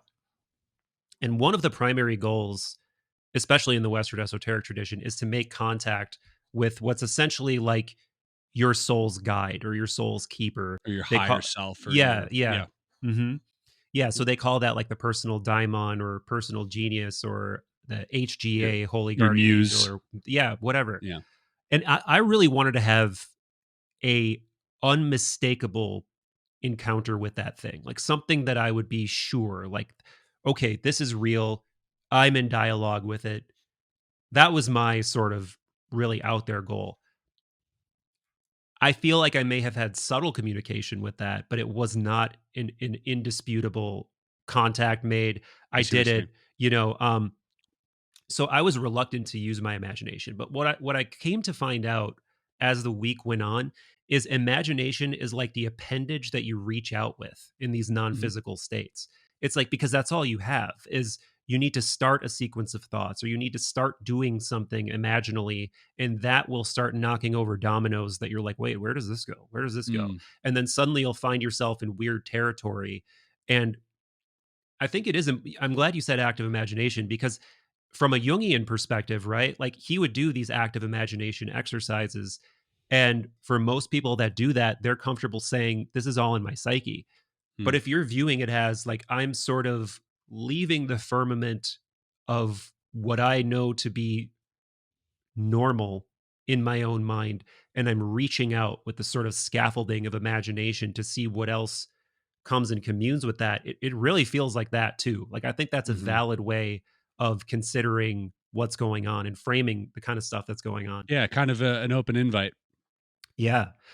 So obviously your whole series was kind of, you kind of framed most of it as a journey toward trying to achieve an OBE. But I'm Hmm. wondering if there were more subtle things or more kind of visionary things that really stuck with you from that experience too. Yeah, definitely prior to my out of body experiences. So during Monroe, I didn't have an out of body experience. I had many personal experiences that were very inward facing. Um, at one point I had an emotional release, and I don't know why. I don't know. All I felt was, I think it was Focus 21. It might have been Focus 15, but I felt the smile on my face growing. Like I literally felt Yeah. it growing on my face. I wasn't actively trying to smile, but I felt my lips doing this. And I was like, and I was thinking to myself, why are my lips doing this? And all of a sudden I came over, I just, this wave of intense gratitude Yeah. brought me to tears in the middle of a meditation. I started being teary eyed, and I started smiling, and I had no, sometimes if you're nostalgic or you're thinking on a fond memory or something, that can bring tears to your eyes and will bring emotion. I had none of that. It was spontaneous out of nowhere. I felt insane. Yeah. And then I realized I was just connecting with something deeper within me. Hmm. And it was just like, letting go of like the pressure valve a little bit, and kind of like, wow, like this eternal, this gratitude is filling me right now. This gratitude that I can only speak about normally is now manifesting itself, and I feel it without saying it, without saying I'm grateful. Right. My body is showing me, is telling me how grateful I am right now. And that was just such a profound experience I did not expect, Right. and aside from that, I did have a few moments where I thought, like you, that I was in communication with something, but didn't let myself really believe it because it was a little too nebulous for me to really say, oh my God, I heard a voice. I heard something say, you are ancient, and repeat Oh yeah. this. Yeah. And it Yeah. was like this booming voice. But then I was, again, in this state of, am I sleeping? Did I just imagine that? Or was that, so it wasn't clear. I didn't get that clarity I wanted. But I still think, again, it's all about your perception of these events that really matter. And one thing I talked to my friend the other day about, sort of the reality in dreams. And something really interesting is that, to prove something in this reality, you know, I don't I don't need to I don't need to grab you and say, "Hey, look, these people are real." I don't need to do that in this reality. I just assume that everybody's on the same page and living the same reality as I am, and therefore I Yeah. don't have to like drag you around to prove to you that things are real. Well, when I'm in a dream, I also don't feel the need to grab somebody outside of my dream and be like, "Look, it's a dream." No, I just assume everybody in my dream in this reality is all on the same page as I am, and that doesn't stop me from living that reality. Knowing it's a dream doesn't make me go, "Aw, it's just a dream." No, Right. it's real to me. I'm in this reality, right? So again, I just feel like there is a sense of realness to these states of whatever you want to call them. But I do feel that they're real, and I Yeah. do feel that they're meaningful. I just don't think they're always physical. Yeah. Yeah. Totally. There's a phrase that I believe it was coined by this philosopher Henri Corbin, and Jung would use it a lot too. And it's like the mundus imaginalis. It's like the world of the imaginal, and Mm. it's trying to communicate this idea that the world of the imaginal may be seemingly separate from the physical world, but it is a world and it is real in its own way. And there is a Correct. language and there is phenomena going there that's just as important as the physical. And if you completely cut yourself off from that, you're going to notice that something is deeply missing from your life. But the good news is that if you make time for it and you try to reach out to that thing consistently, you will gradually feel more and more at home in your own mind, more and more at home in your own skin. And that's really what I thought my biggest takeaway from this week was going to be until I Mm, had my peak experience on Thursday. I was like, I have such a better relationship with my mind. I have such a better relationship with darkness. Like, so my big release, I had the same thing happen. Like, I hit this pocket of like, I don't know, heart chakra energy or theomania in the Greek, like divine madness in a good way, where I was just completely overcome with gratitude and started bawling as well. I had this crazy realization about darkness itself, where it's just like this feeling of, why are you afraid of me? Like, this is mm, I'm you. Like, the darkness is you. The darkness is God. You're connected. Like, this part of you, that's the part that's the most ancient of all. Before mhm, any ideas, before anything, there is probably a great continuum of conscious awareness absent of color. You mhm. know, and that something about that visceral realization just like really hit me and made me just Mhm. like break down That crying. connection to the Yeah. ancient is something I felt as well, and I felt that when I started, vibrating, when my body started, Yeah. like, humming this electrical buzz, I felt that as well. I was literally the only way I could describe it, the feeling that I had was, "Whatever's happening to me has been happening for thousands of years. Like, Yep. this is ancient right now that I'm experiencing. This is what ties me to all the people, that have come before me for the thousands and thousands of years on this planet. Like, that's what ties me, is this event right now. We're all connected through this." Yep. And I just had that feeling. I didn't know really how to describe it, but yeah, when you said that, this ancient, this is who you are, it's primordial. It's like it's before time. It's like this whole, Yeah. yeah, it's a very exciting and releasing feeling to understand that, like, hey, there's more to this than just Yes. what's out here. Yeah. And speaking of there being more to this, like I said, a lot of people there were trying to prove that fact to themselves through having an actual out of body experience. And I should say that I kind of wasn't sure if that was really a thing. You know, I wasn't sure if, speaking of imaginal, I wasn't sure if that was like really vividly going somewhere in your mind and feeling like, wow, I'm there. I'm seeing this very clearly. But I became sure. I was Dude, it's straight up leaving your body. It Can we is say that now? straight up leaving your fucking body. I know. That's what it is. It's And insane. so I will say I am the most shocked person of anyone that I had an OBE because I didn't expect it. I was not the A plus student who during every debrief I was like, I went on this crazy imaginal journey and I connected with my guides and I did this and I did that. There were people blowing me away with their experiences and they felt very archetypal and like you could tell they weren't making it up because they were just perplexed by things. And I was like, like um, someone I wound up talking to a lot, I'm sure she won't mind me saying, the woman who's a pro golfer. She was having amazing experiences, and I won't get into the specifics, but the thing she was saying, as someone who's into like Jung and into archetypal imagery, I could tell she was experiencing archetypal imagery, shadow Mhm. material, stuff that her unconscious was trying, like, or her soul or something was trying to communicate to her to go deeper. And I was like, oh, I want to have these experiences. So anyway, on Thursday, which is the last, day of meditations, and this is the day of Focus 21, the deepest state that you go to, during the longest meditation you do in this retreat, it's this meditation called Superflow. There's like And free flow, yeah. yeah, yeah.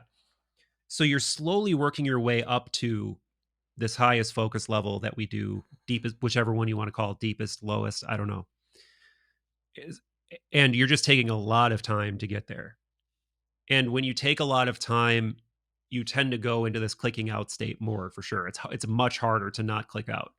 So I believe we were probably 40 minutes into this long meditation, and I'm riding that razor's edge. Like it's a really it's not eventful in terms of there being a narrative or really feeling like I'm communicating with anything, but I just feel like I'm in this really really calm deep state of consciousness, a lot of kind of like mandala-y, shadowy, almost like not exactly flower of life type stuff going on, but just very like you can tell you're in that tunnel. Like you're Mm. traveling down that tunnel where it's just you're in some very, very, I don't know, flowy, energetically rich territory.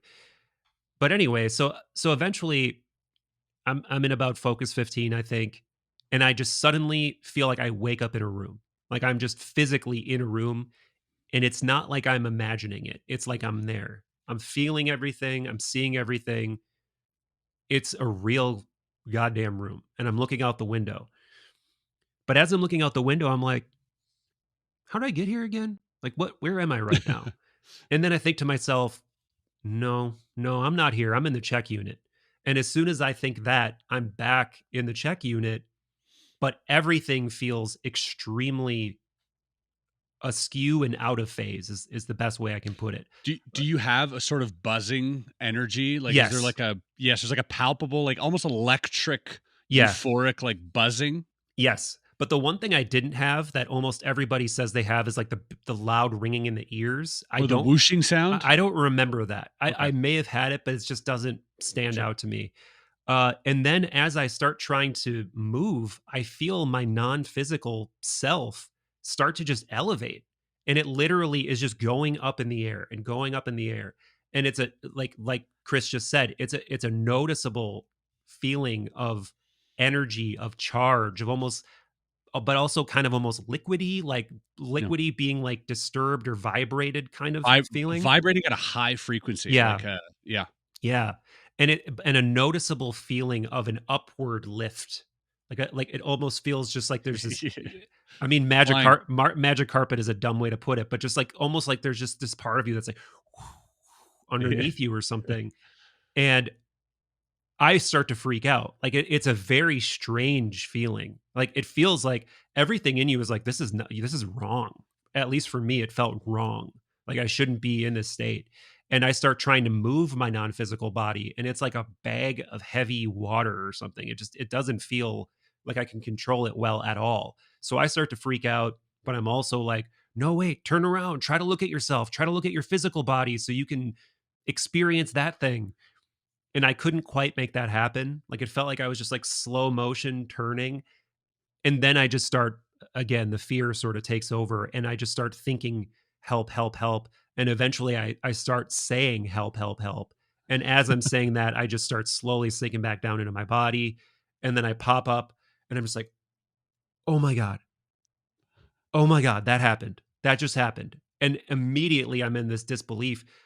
But also we have to communicate this to people. It is so real. It does not feel like you're in a dream. No. It feels as real as this right now. The perspective change that you achieve of being up in the air feels just as real as this right now. Yes. It doesn't look psychedelic. Like I really thought maybe I'd be seeing all this crazy psychedelic sort of visual stuff. That's not what it looked like. It just looked normal. Granted, I am in a dark box basically, so I'm Yeah. not seeing very much. But all I can tell you is it absolutely happened. I'm as certain as I can be that it happened. And I got up and it felt like I had just narrowly escaped death or something. Like it really felt like there's Yeah. this charge going through me. And I was just like, holy shit, holy shit. And I went, I left the meditation. I go downstairs. I'm just pacing around. I thought about knocking on the door of the control room where the instructors were and just being like, I did this, It happened. but I went right up to the door and I'm like, no, I'm not going to disturb them. I'm just going to think about this for a while.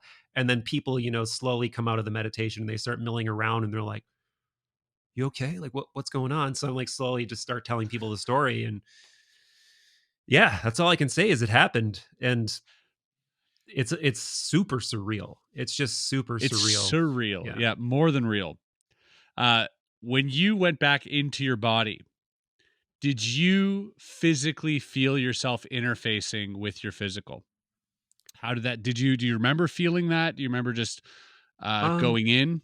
I think it was kind of just like a noticeable, palpable sense of like a kind of Almost just like like a putting your hand in water, like almost. yeah, Yeah, yeah. or like I would a agree with that. air. Yeah, Yeah, because that's what it felt like for me as well when I went back in the second time it happened to me. I panicked and I wanted to get back, and I panicked, and I say panic because, like you said, it's real. yeah. And people are like, well, why are you afraid? I'm like, I'm not afraid of flying in a dream, but if I'm flying in real life, yeah, Right. that's Yeah, scary. yeah, That's something I need to be scared of, right? Because what's happening right now. So when I went through my body, I actually went down lower about 2-3 inches, and I felt like I could go lower, and that scared me even more. And right. I wanted to get back up into my body, but I did feel like a yeah, phasing through your physical. It's the only way I can put it. Yeah, and so I kind of feel like I'm a little infant in swim class or something. Like like you put water wings on me and I'm like just okay, Yeah, this is a buoyant. thing now.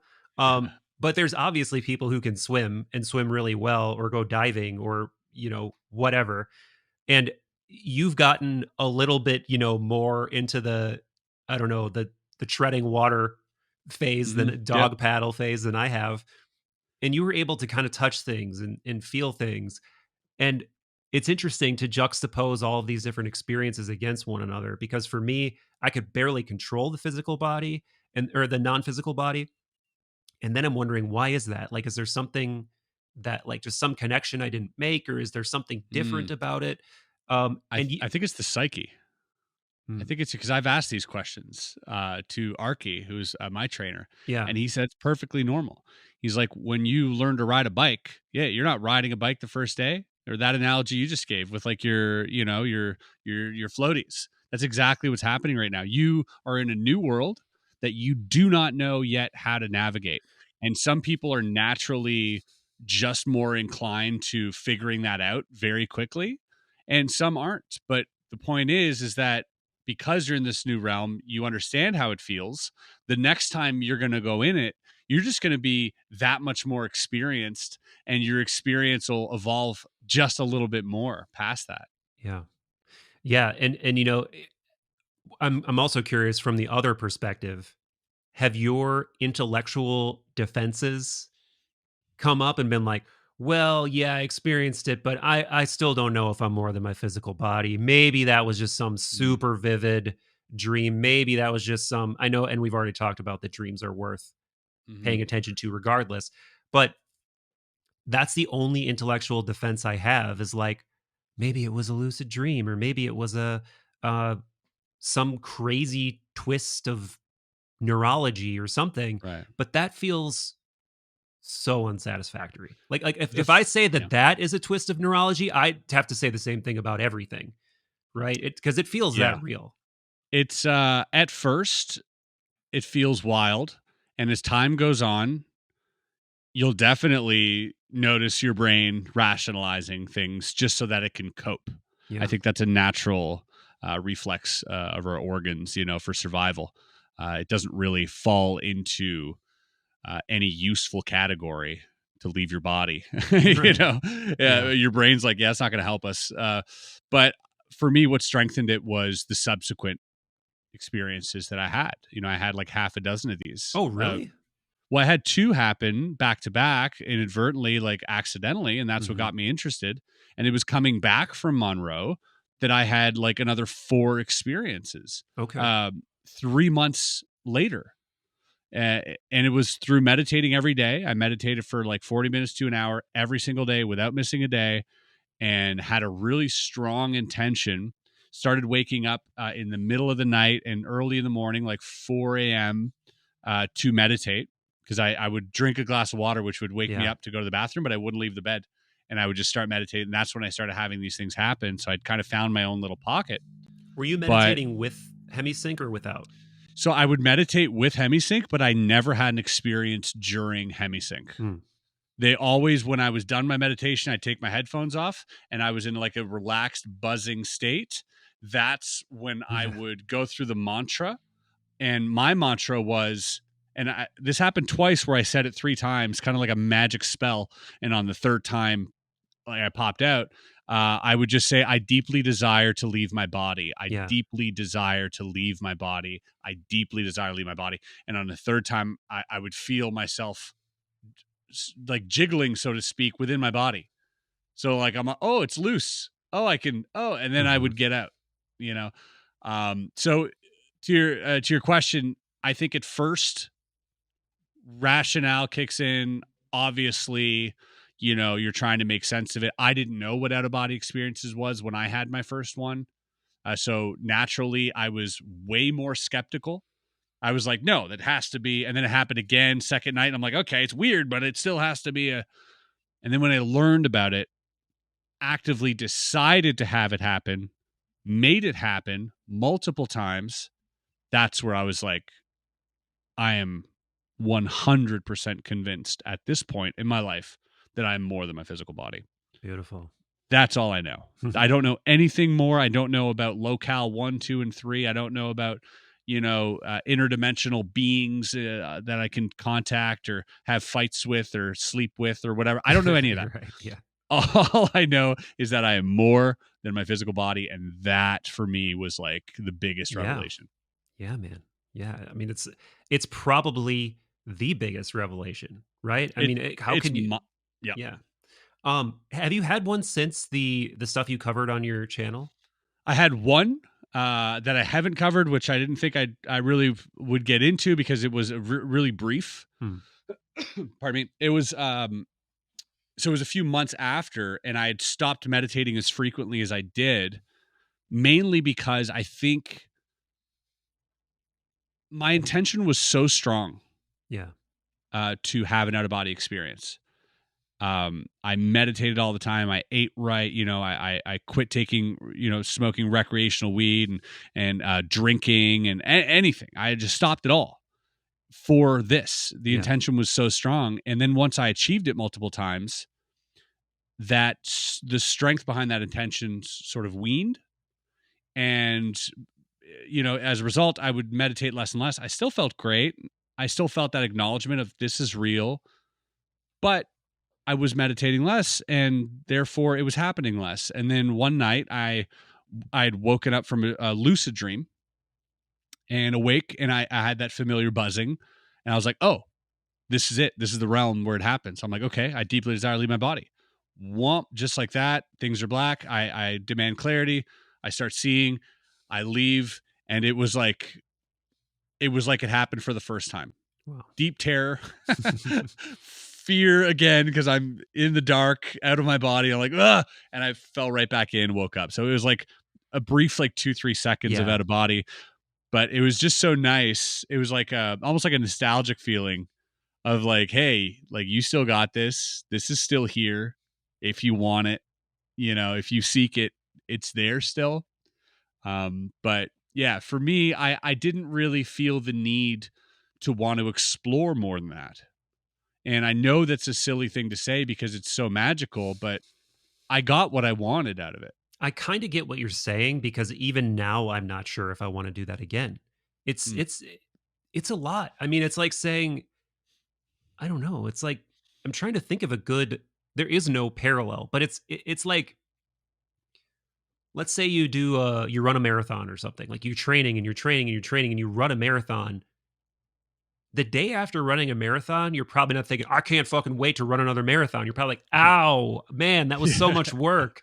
And it's sort of, even though I didn't personally put that much work in, it's so ontologically destabilizing that it truly makes you think about things. And I almost didn't do the last meditation. Every time I go to sleep at night, now I'm like, what if I pop out of my body tonight? Or what if I wake up, or what if I wake up and try to go back to sleep and then I have that happen again? Because that's when you're playing on these borders of consciousness, just a lot of things, you become acutely aware of the fact that a lot of things can happen on the blurry borders of consciousness at a Monroe Institute retreat.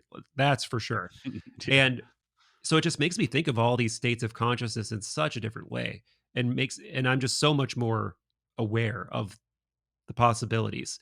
So I get that. But I do think in my heart of hearts, my seeking disposition will eventually demand that I continue exploring and continue, trying to prove certain things to myself, or just try to have more depth of understanding when it comes to my own consciousness Hmm. and what's possible and what the nature of reality is. That's just such a strong motivator for me in general. But I have a there, question. yeah, I have a yeah. question for you.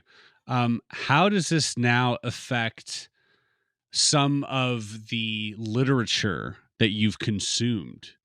Because now you have to look at all this literature pertaining to consciousness with a new lens. Have you already noticed that a lot of these things that you've memorized or read, have you noticed them now holding a different value for yourself? Yes. So on that note, the most recent solo video I did, I was talking about a few different occasions and thinkers from antiquity. Like there's a Platonic dialogue called the Phaedo. That's the one where Socrates dies. And before he dies, he gives this really weird speech about the true nature of reality, the fact that you're an immortal soul, the earth that we see is not the true earth, he says. And he says this whole perplexing thing about how, you know, reality is kind of like being like a crustacean at the bottom of the ocean. That crustacean might look up through the water and see the night sky in a sort of blurry rendition of itself. But if one was able to gain wings and fly up and breach Mm. the surface, they would see the true beauty and the true state of reality. And you're like, wait a minute, gain wings and fly up? Like that's an actual part of what he's saying. Gain wings and fly up. And not only does he say that, but he's talking about in the context of having an immortal soul and being trapped in an illusory reality, or if not illusory, only a dim shade of the real reality. And then I did more of a deep dive in the context of like, who were a lot of these Greek philosophers inspired by? And they Mm. were inspired by these figures called the iatromantes, which translates to healer seers.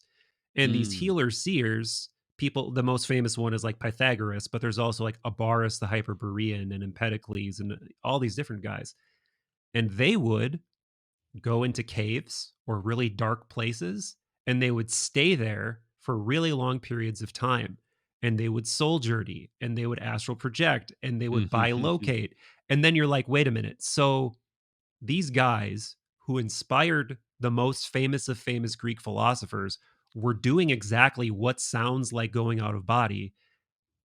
Why maybe wouldn't the most famous philosopher of all time be talking about doing the same thing under slightly esoteric terminology, you know? Hmm. So yeah, man, it does make me reconsider that.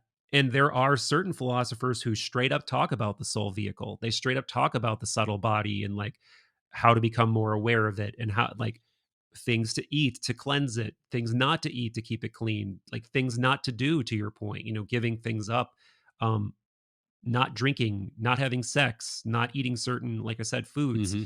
So I think that this stuff was known by a Yep. certain small percentage of people, or they may have been talking about it under slightly cloaked terminology.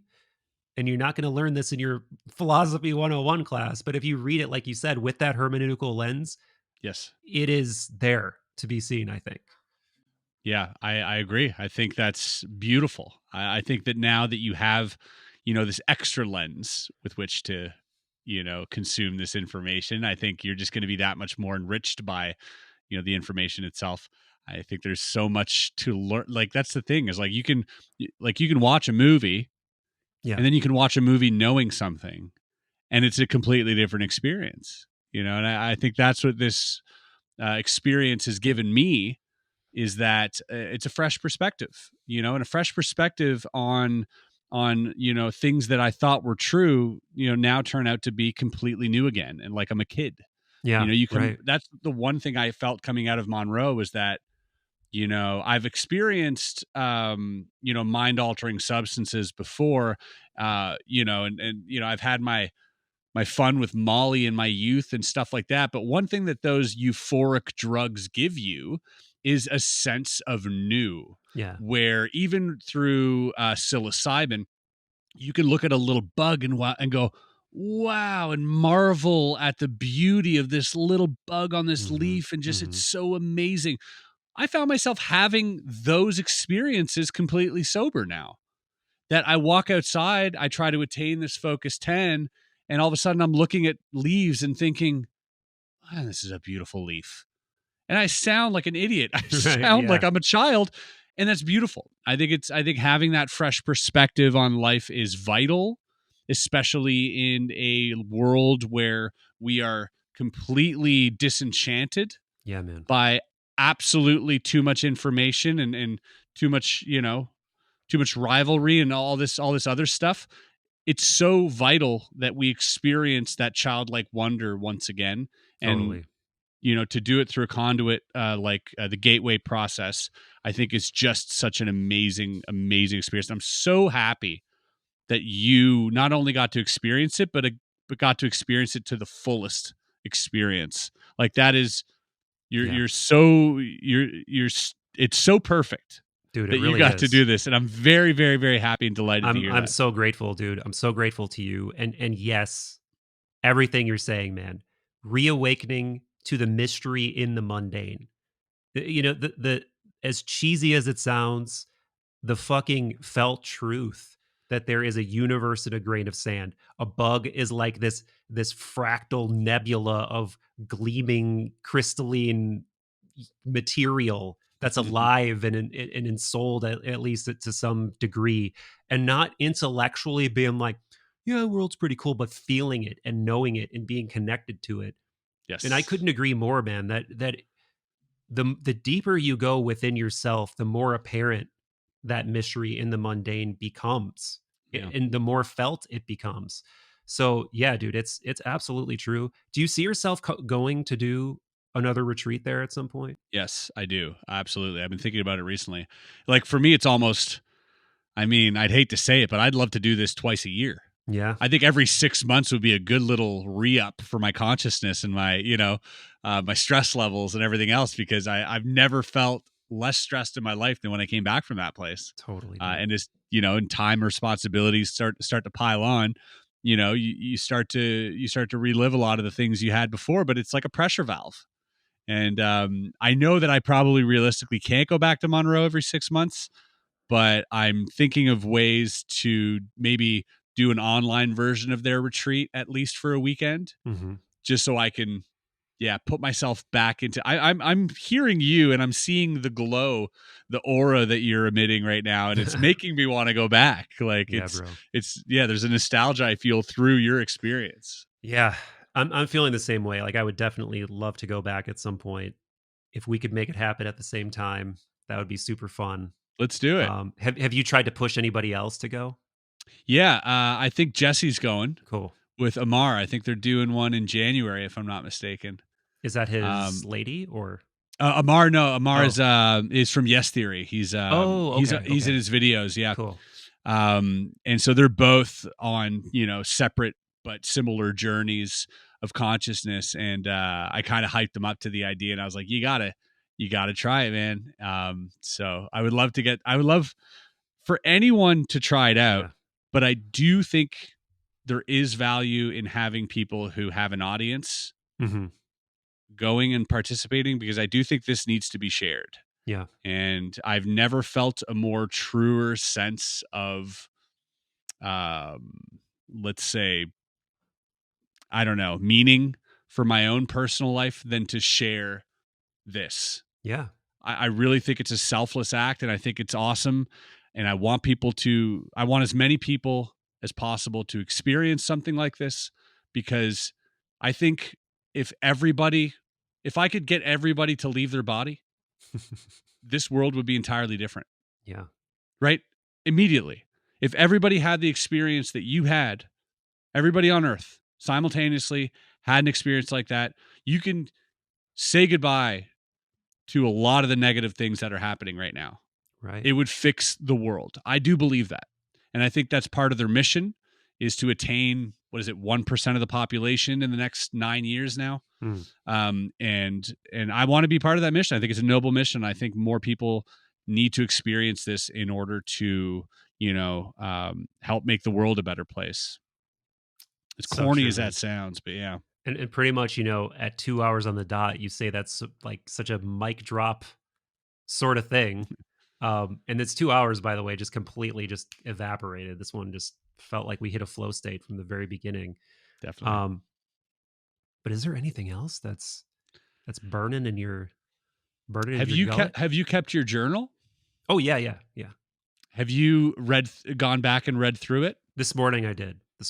Yeah. Were there things that surprised you at all, or things that you look back at now and look at differently? Or Well, it is funny because I remember in the beginning just noting, the first time I felt the sort of sensations going through the body and feeling like that's probably about the peak of what I'm going to experience. Like I was thinking about this before when you were talking, that in some weird way, hemisync almost feels like, like those electronic things that people put on their abs to to make you like pulsate. contract. It's like contract. hemisync is like that for your second body or something. It's like sending these impulses into your being that remind that thing. It's like, oh yeah, I'm swimming around in here. I'm swimming around in here.